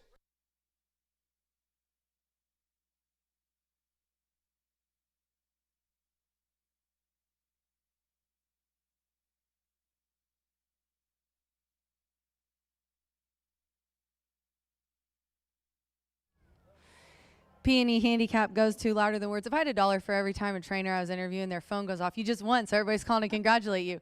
Louder Than Words, Marcelino, walk us through the trip. I want to hear everything that you were telling them a second ago. Tell us how it went. Well, the plan was to stay behind the pace, and it was couple speed in the race, but she was dragging me really. I mean, she was on her toes, wants to go. I know nobody. I mean, we wasn't going that quick. I was a little worried making the lead too soon because I know how she is and she can play around a little bit. But today she was all business. And then tell him Cisco Torres, for those of you who don't know, his agent was in an accident, and a really bad car accident, but he's a fighter, and he called him the last race. Tell him what he said. Yes, well, I told him happy birthday, and he's like, did you win? I'm like, no, I come back safe. I'll go win the next one, and I just did. So this one for you, manito. There you go, Cisco. Wins for you. And then he also, Cisco, congratulations, Marcelino, and good luck in the next one. He also worked her for you as well, didn't he, Cisco? Yeah, he breezed the filly a few weeks ago, right before he got in the accident, because Marcelino was busy, and he said she's ready, you know. And I said, you know what, me and Cisco win a lot of races. We go way back, and he called me earlier today too. So this is for Cisco. Also, just real quickly, I was looking at it and I had her circled because look, a couple times ago, one coming off, I mean, it was almost the same situation. It's just a little bit, step up. Well, last time she run, the turf was soft, and I don't think it was her best going. And you know what? Today was a blessing that it came off the turf, and she turned in a great effort. I know, and you're normally wanting the turf, so how's that work? Congratulations on the win, Tony. Thank you much. All right, guys, we got one more Bucaros coming up. Good luck.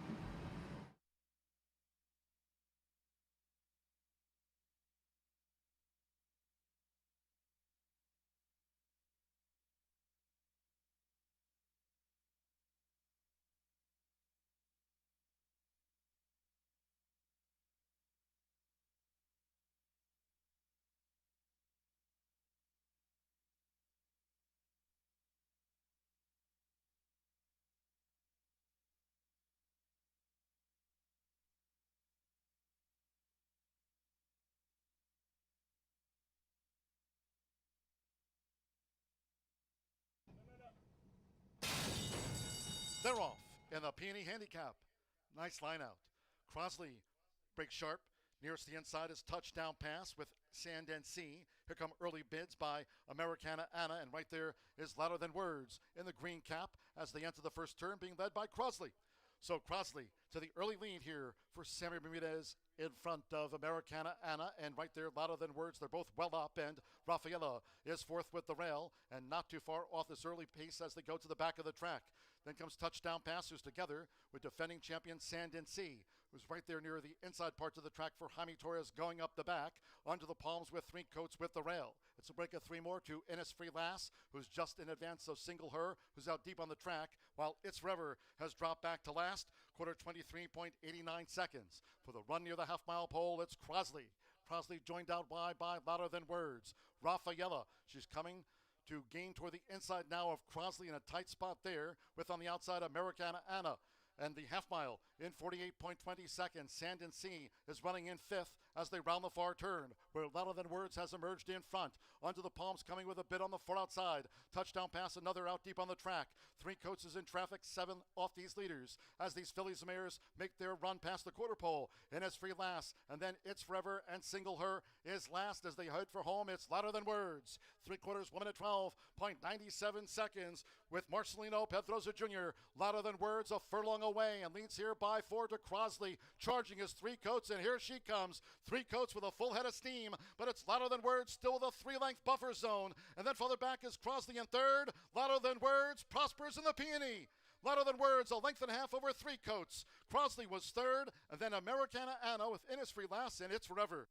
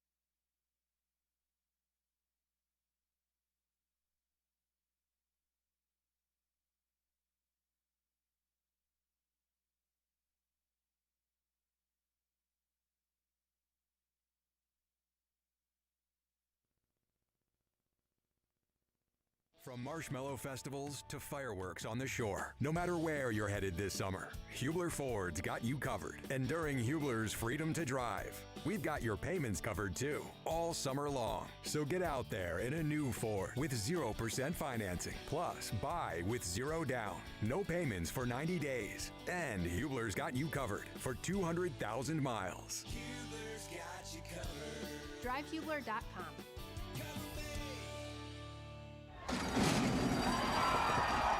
The 2025 Global Symposium on Racing. It's the premier networking event of the year. Connect with the who's who of racing. Collaborate face-to-face with key decision makers. Be a part of the international conversation. Discover the latest technology and innovation. Join us December 8th through 10th. Register at racingsymposium.com.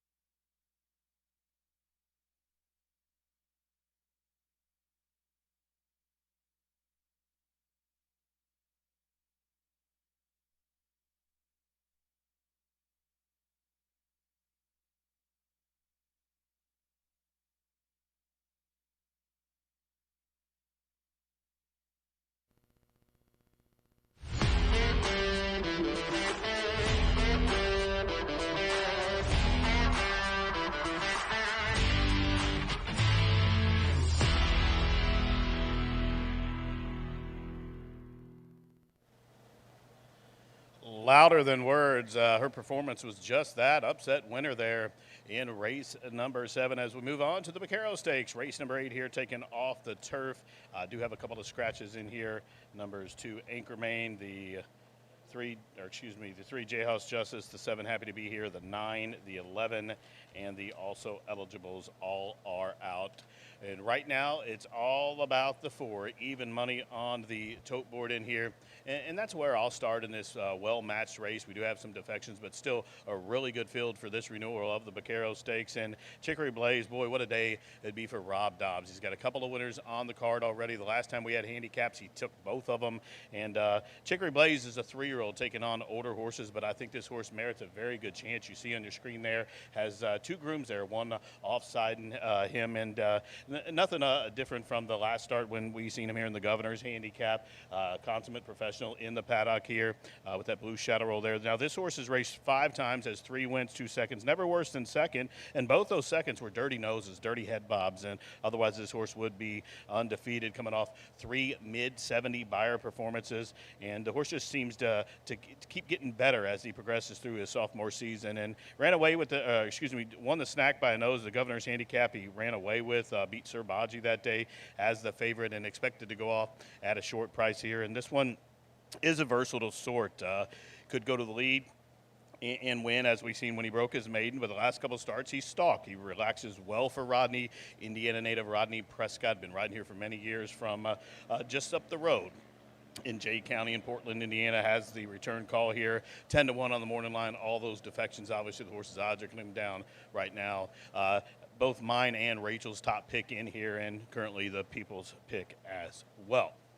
My second choice, number 6, Who's Your Daddy Now? Marcelina Pedroza has a return call for John Langmeyer, and Pedroza just took the earlier handicap and has a return call on this one. He's ridden her for the last several starts. Most recently, she's won 2 in a row with Marcelino up top as that first level lounge race facing Open Company. Now that was on the turf, as was her previous win. She has 5 wins from 15 starts. 3 of those are on the turf, but the horse does run okay on the dirt. She just missed here in 3 other than on the dirt last year in the Unreachable, or last year in the Unreachable Star, he was second, beaten 6 lengths behind on Bridled Slope from the DeVaris Douglas barn. But Who's Your Daddy Now, I think, is probably more suited to go, be forwardly placed, and right now currently is 6-1 on the board. And this is another one who's making a pretty good appearance in the paddock.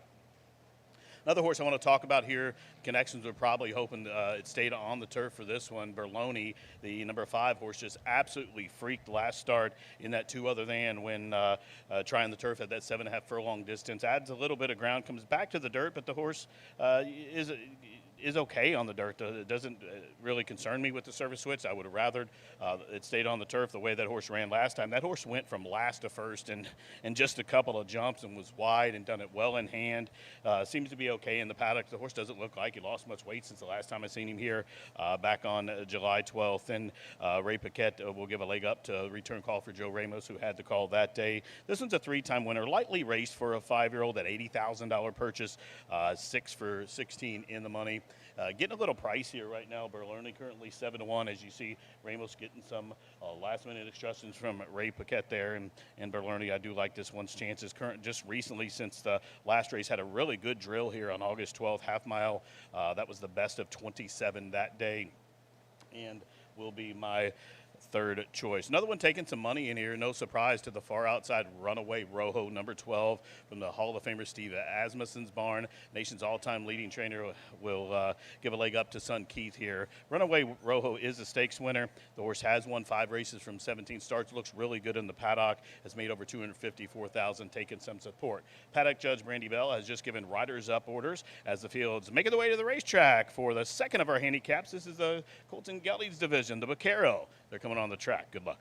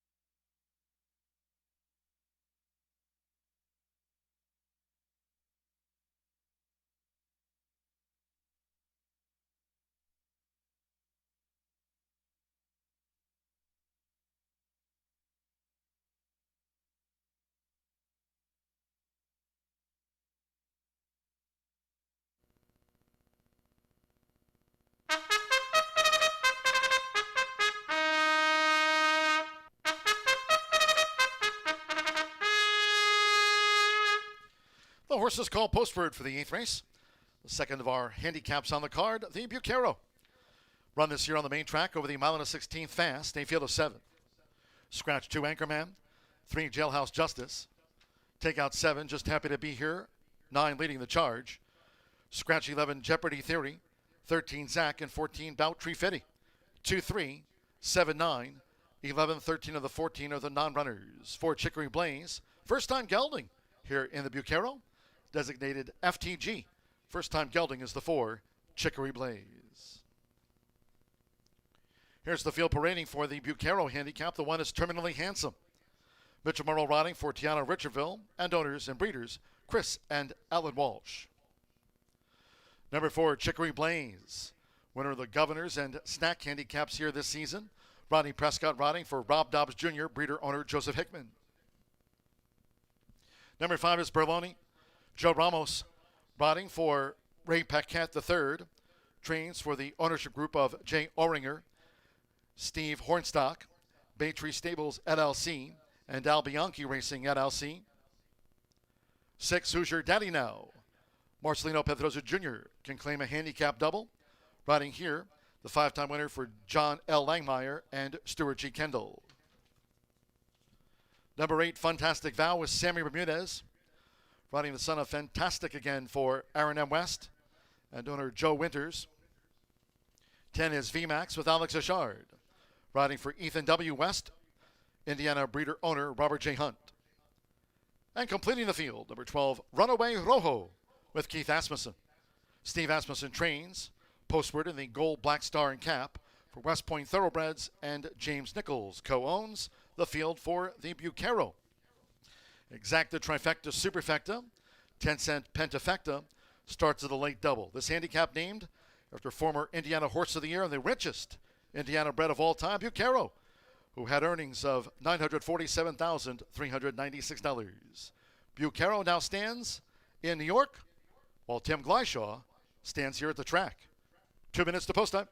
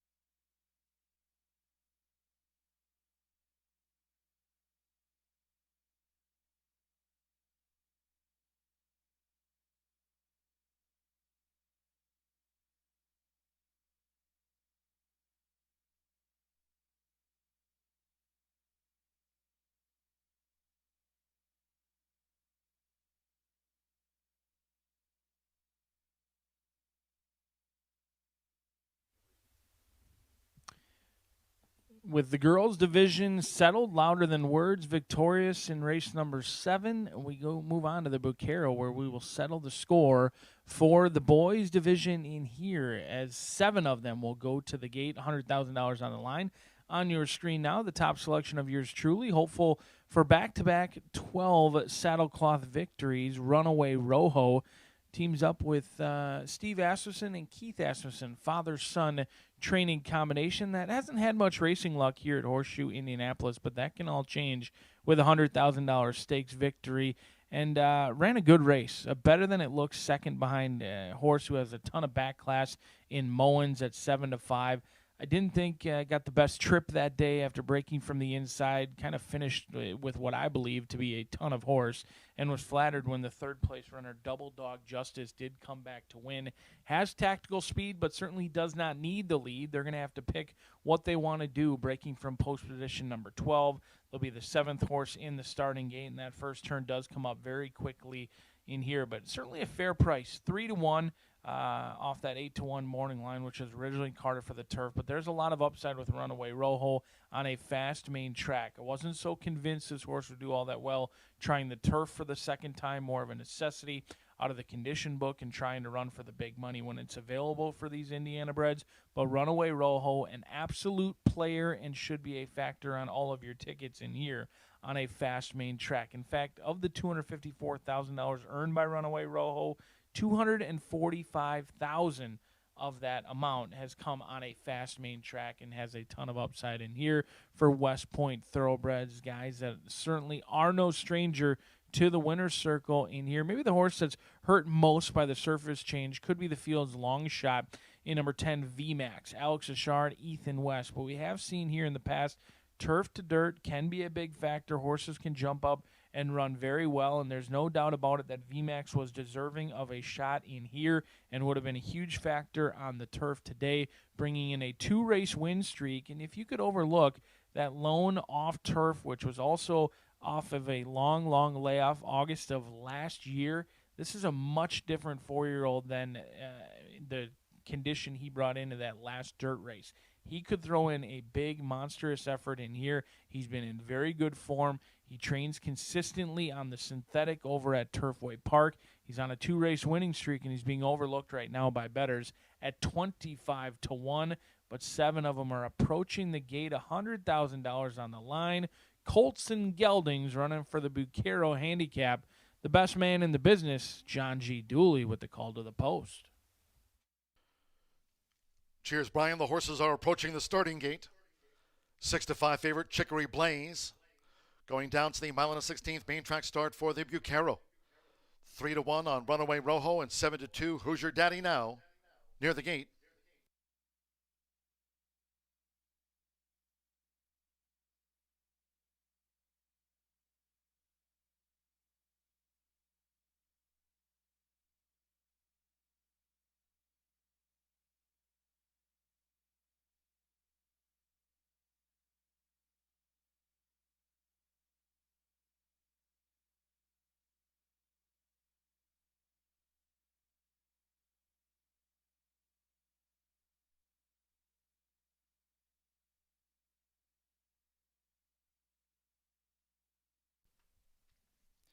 At the gate, it is now post time for the Bucaro. Loading for the second of our handicaps. Up comes Who's Your Daddy Now. Will be a premier race double for Marcelino Pedrosa Jr. Mitchell Morrow, Terminally Handsome, has joined Who's Your Daddy Now. Rodney Prescott with Chicory Blaze. Won the Governor's Handicap, won the Snack Handicap. Chicory Blaze went in well, loading up. Simmer Bermudez with Fantastic Vow. Joe Ramos Berloni's in. 2 back, Alex Achard with VMAX. Fast track here over the 1:16 and 1 more. Runaway Rojo. Keith Asmussen for his Hall of Fame father. They're in the gate. And they're off in the Bucaro. Who's Your Daddy Now?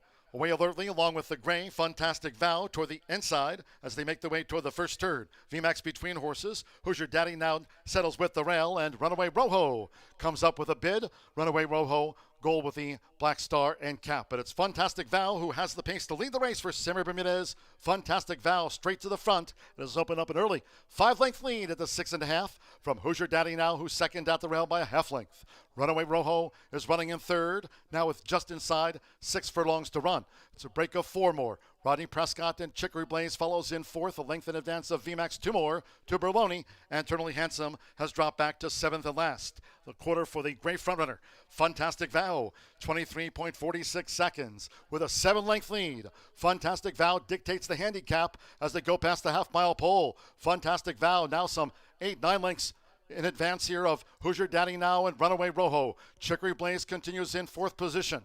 Then comes Berloni, who's next as they round the far turn. VMAX and the trailer, terminally handsome. The front runner is still Fantastic Vow.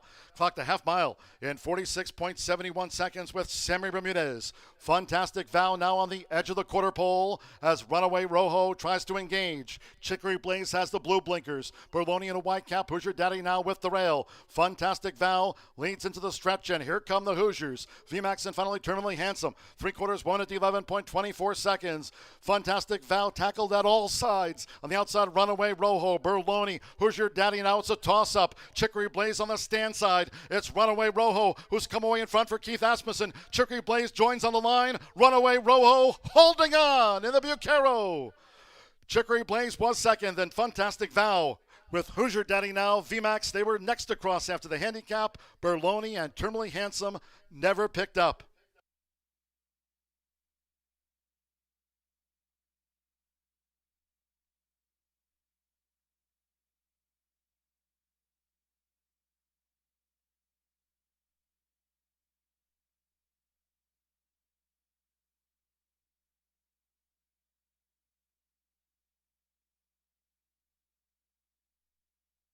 $143.67. Photo in the Bucaro.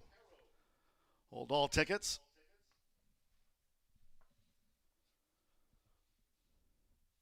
It was 5-1 on 12. Runaway Rojo. Here's the slow-mo for the Bucaro. Keith Asmussen for his Hall of Fame father. Chicory Blaze falling about a neck shy of Runaway Rojo. Fantastic Vow. Hoosier Daddy now. VMAX Berloni. We trail back to Terminally Handsome after the Bucaro of 2025, 143.67. Stand by for the judges' confirmation after the Bucaro handicap.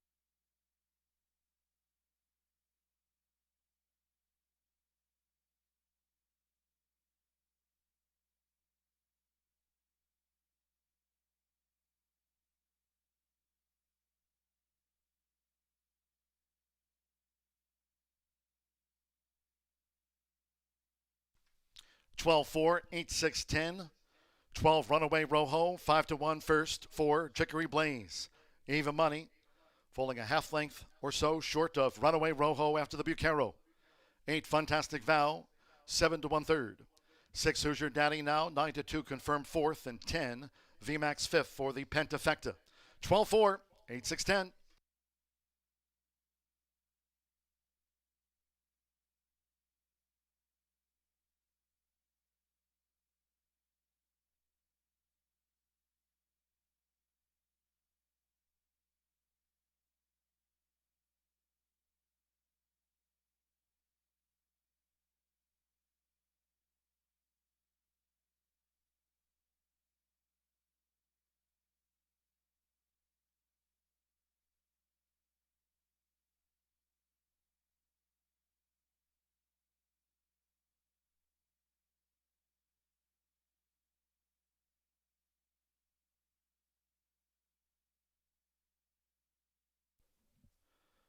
The winning groom leading into the Murphy Trailer Sales winner circle, the 12, Runaway Rojo with Keith Asmussen.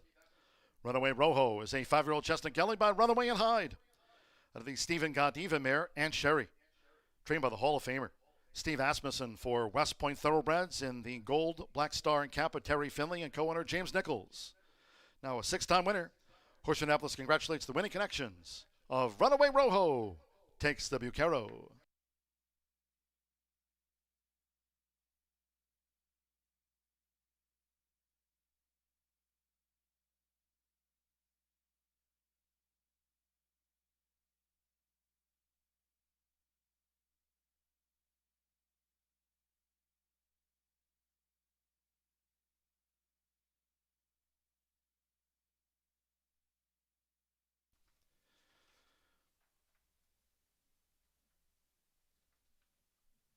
And the Murphy Trailer Sales next, the winner's presentation after the Bucaro Handicap of 2025.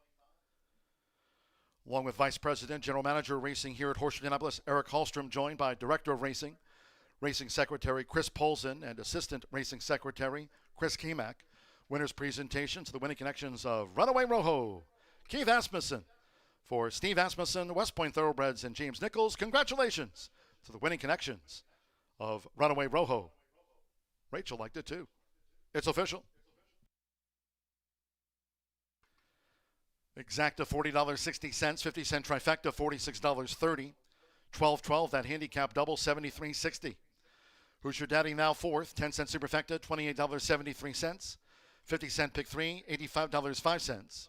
10-cent pentafecta $86.25.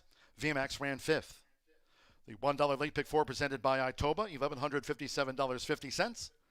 And the 50-cent late pick five, 5 of 5, 100 or $1,296.05 pays out the late pick five. 143.67, one more to go.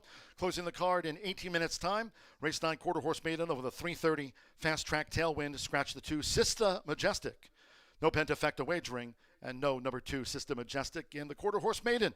Post time will be 6:28. Back down to the Murphy Trailer Sales winner's circle. Nice handicap win here, one of our 2 premier races. Keith Asmussen wins it for Dad. Rachel.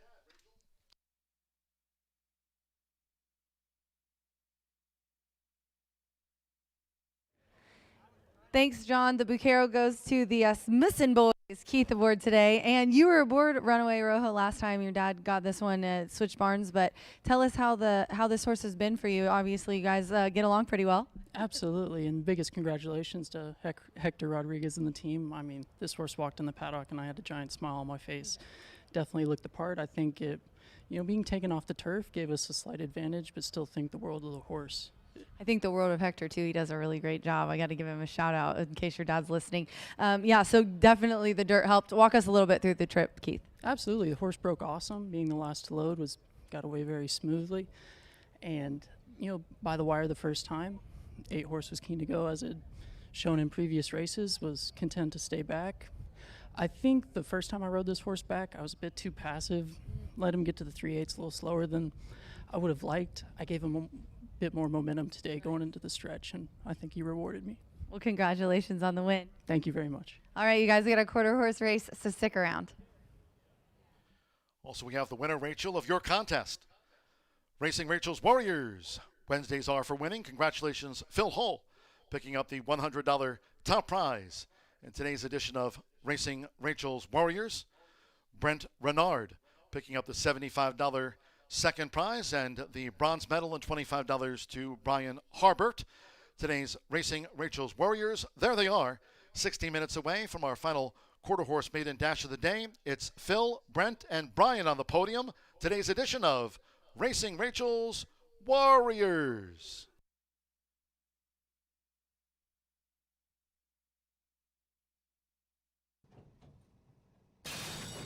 And they're off in the Bucaro. Who's Your Daddy now? Away alertly along with the gray Fantastic Vow toward the inside as they make their way toward the first turn. VMAX between horses. Who's Your Daddy now settles with the rail, and Runaway Rojo comes up with a bid. Runaway Rojo goal with the black star and cap. But it's Fantastic Vow who has the pace to lead the race for Simmer Bermudez. Fantastic Vow straight to the front. It has opened up an early 5-length lead at the 6.5 from Who's Your Daddy now, who's second at the rail by a half length. Runaway Rojo is running in third, now with just inside 6 furlongs to run. It's a break of 4 more. Rodney Prescott and Chicory Blaze follows in fourth, a length in advance of VMAX 2 more to Berloni, and Eternally Handsome has dropped back to 7th and last. The quarter for the great frontrunner, Fantastic Vow, 23.46 seconds with a 7-length lead. Fantastic Vow dictates the handicap as they go past the half-mile pole. Fantastic Vow now some 8-9 lengths in advance here of Who's Your Daddy now and Runaway Rojo. Chicory Blaze continues in fourth position.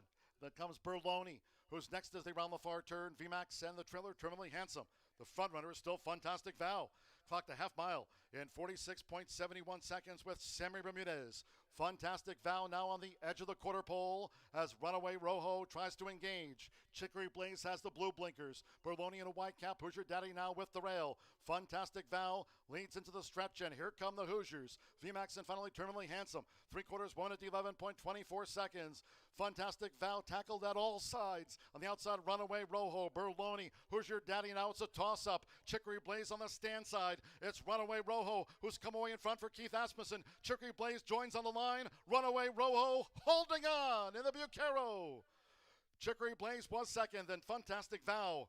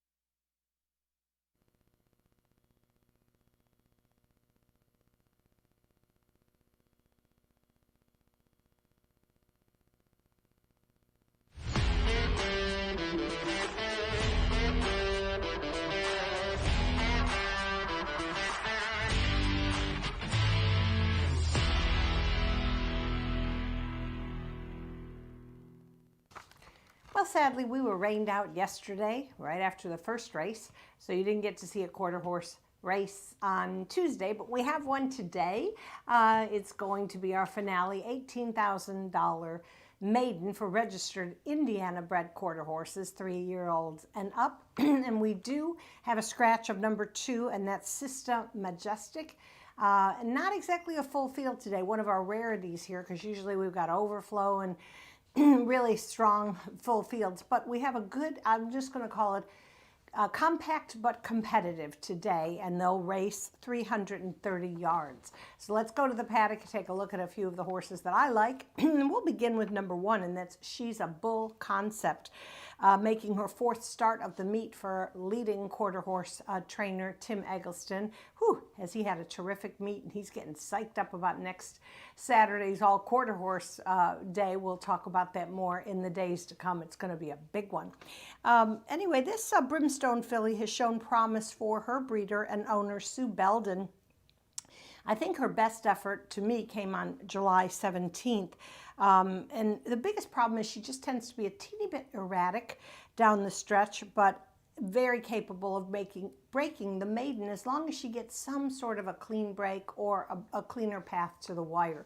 Of course, she's going to be ridden by leading rider Eduardo Diaz. He's done so well. He and Rolando Pena so well for the Eggleston barn this meet. So definitely that's going to be my top choice. Number 1, She's a Bull Concept. All right, let's go next to number 3. You Talking About Me, like that name.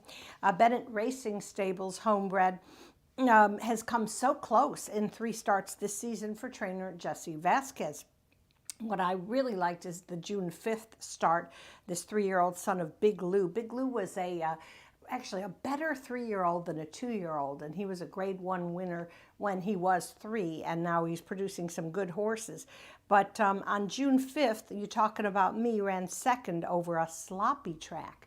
And interestingly enough, that was his best speed index. The highest speed index he's had in all of his starts came over the slop. So he's probably looking pretty good for today.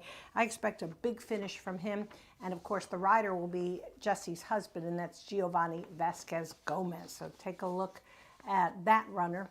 It should be pretty strong today from start to finish.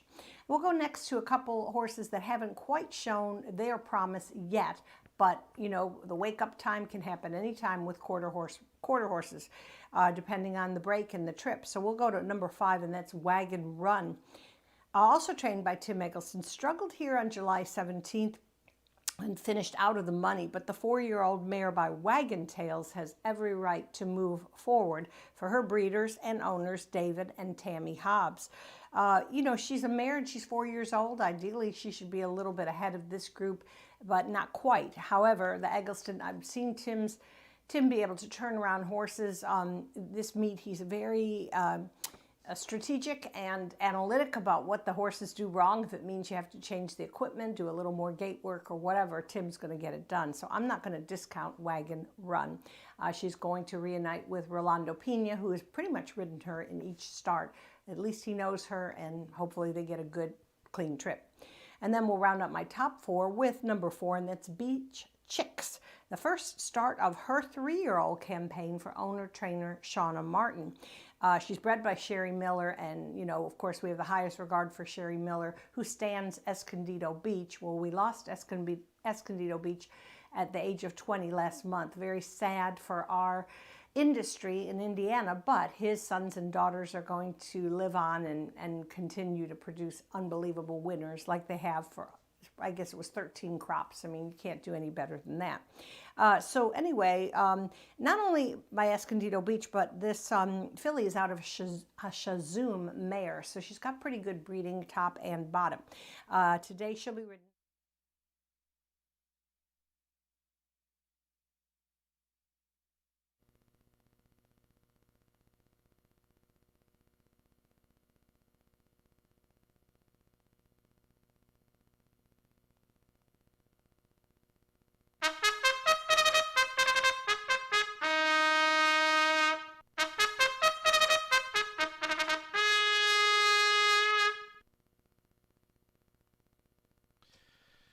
The horses stepping onto the track for the 9th race, a quarter horse maiden dash of the 3:30 to close out the card. 6 run.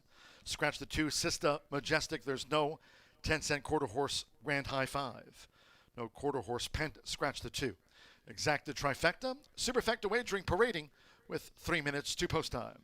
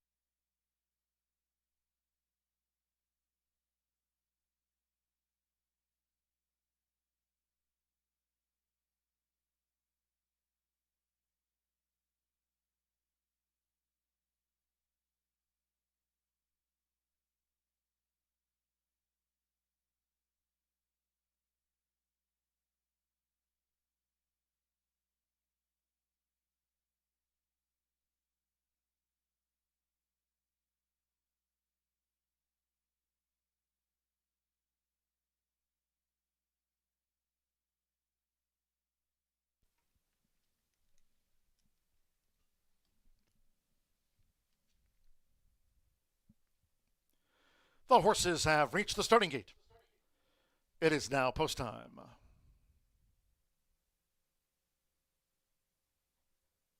Loading for the final time here today. She's a bull concept, 4-5, the final favorite. You Talking About Me joins. She's a bull concept. Beach Chicks coming up.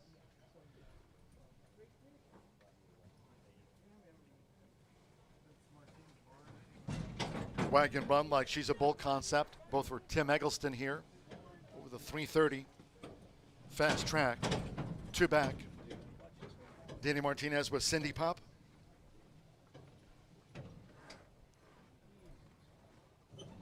One more, Francisco Quintero with the Magic Dragon Lady. Thursday post time, 2:10. That'll close out the race week tomorrow. Hope you can join us then. Up comes the Magic Dragon Lady for the last over the 330. Fast.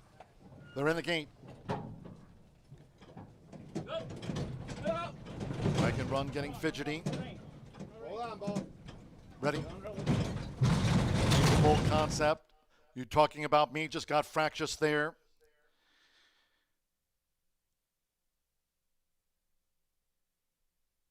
And we have a loose horse. You Talking About Me.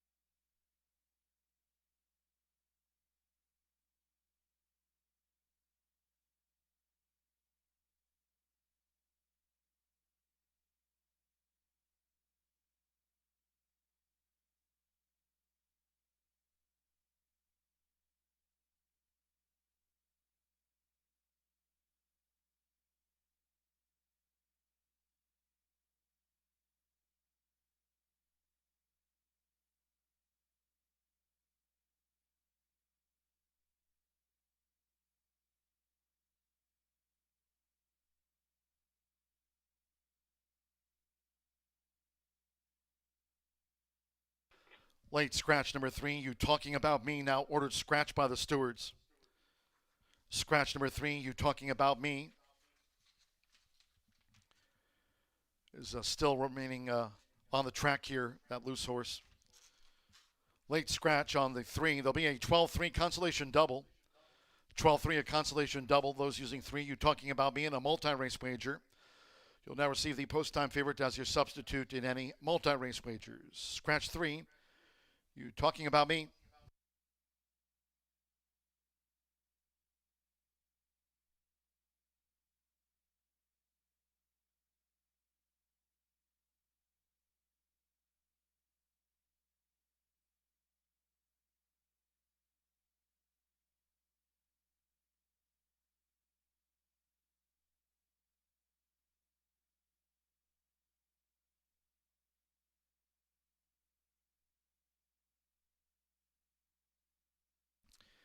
And there's the late scratch number 3. You Talking About Me, now with company from the Outrider. Late scratch on the 3. You Talking About Me.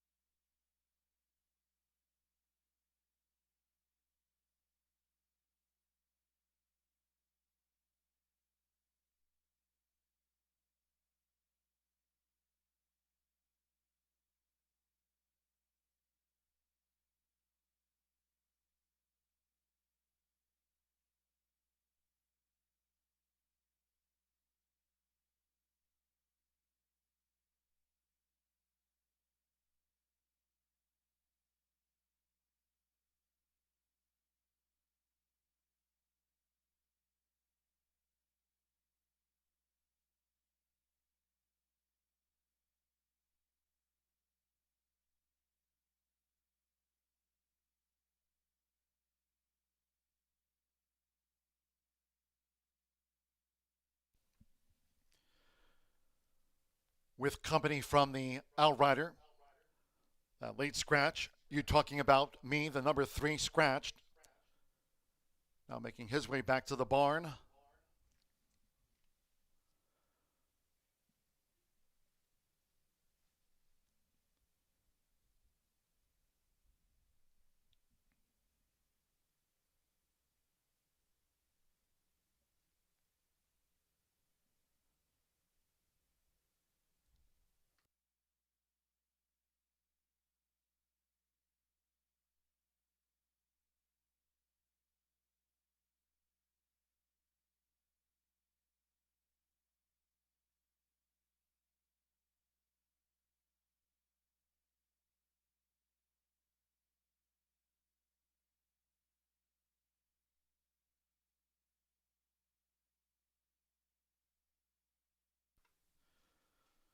Arriving back at the gate.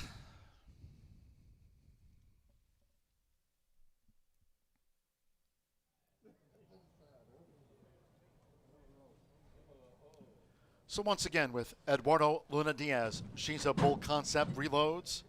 2 to 5 favorite, She's a Bull Concept, Beach Chicks. Wagon Run.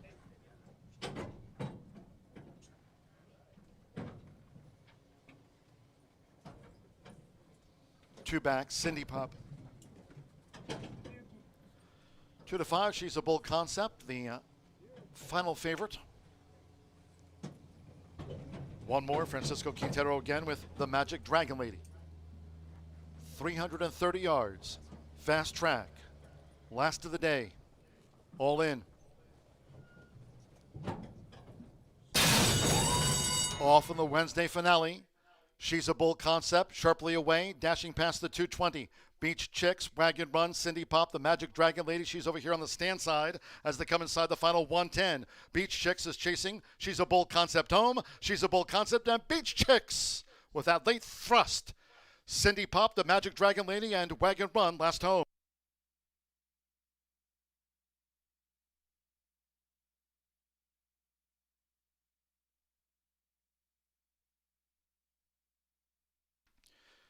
Photo finish, solo tickets.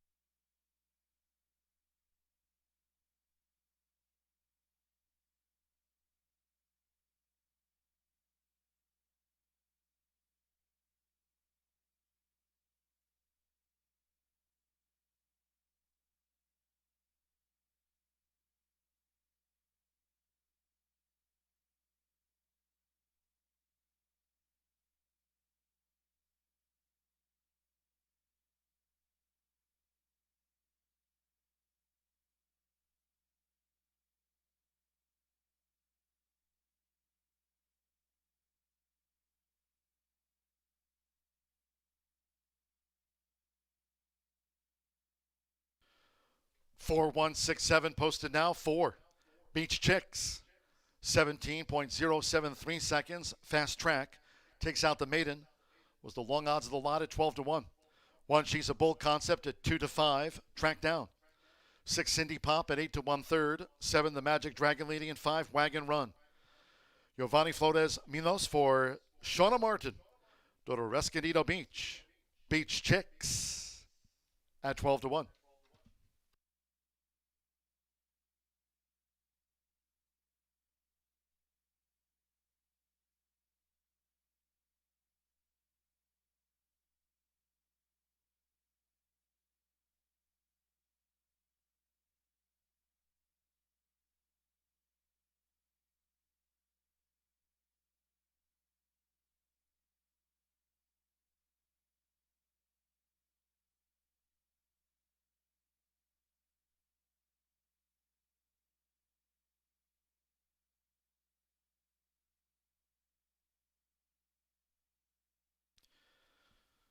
As we stand by for the official after the quarter horse maiden dash, 17.073 seconds. Once again, 3, You Talking About Me was a late scratch. Refunds due on the 3, You Talking About Me, and a 12-3 consolation double official.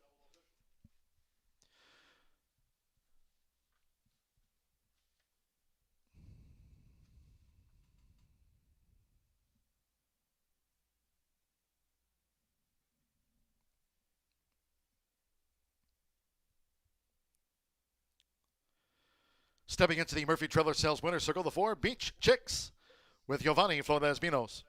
Beach Chicks is a 3-year-old chestnut filly by Escondido Beach. Out of the Silly Chicks mare, or out of the Shazoo mare, Silly Chicks. Daughter of Escondido Beach. Owned and trained by Shauna Martin. Paid 12-1, it's official.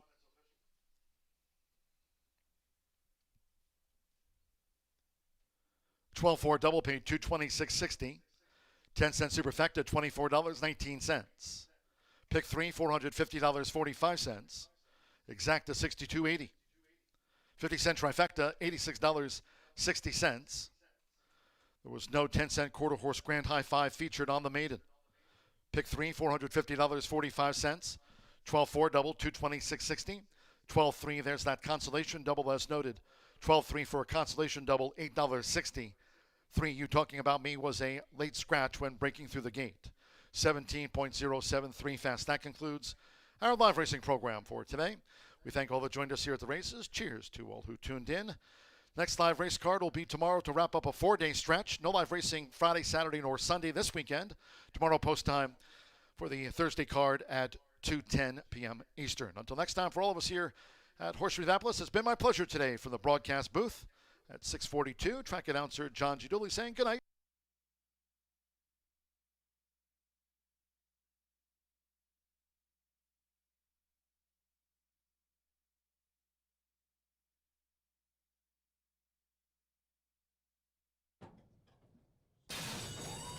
Off in the Wednesday finale. She's a Bull concept, sharply away, dashing past the 220.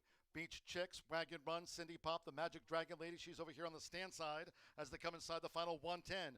Beach Chicks is chasing. She's a Bull concept home. She's a Bull concept, and Beach Chicks with that late thrust. Cindy Pop, the Magic...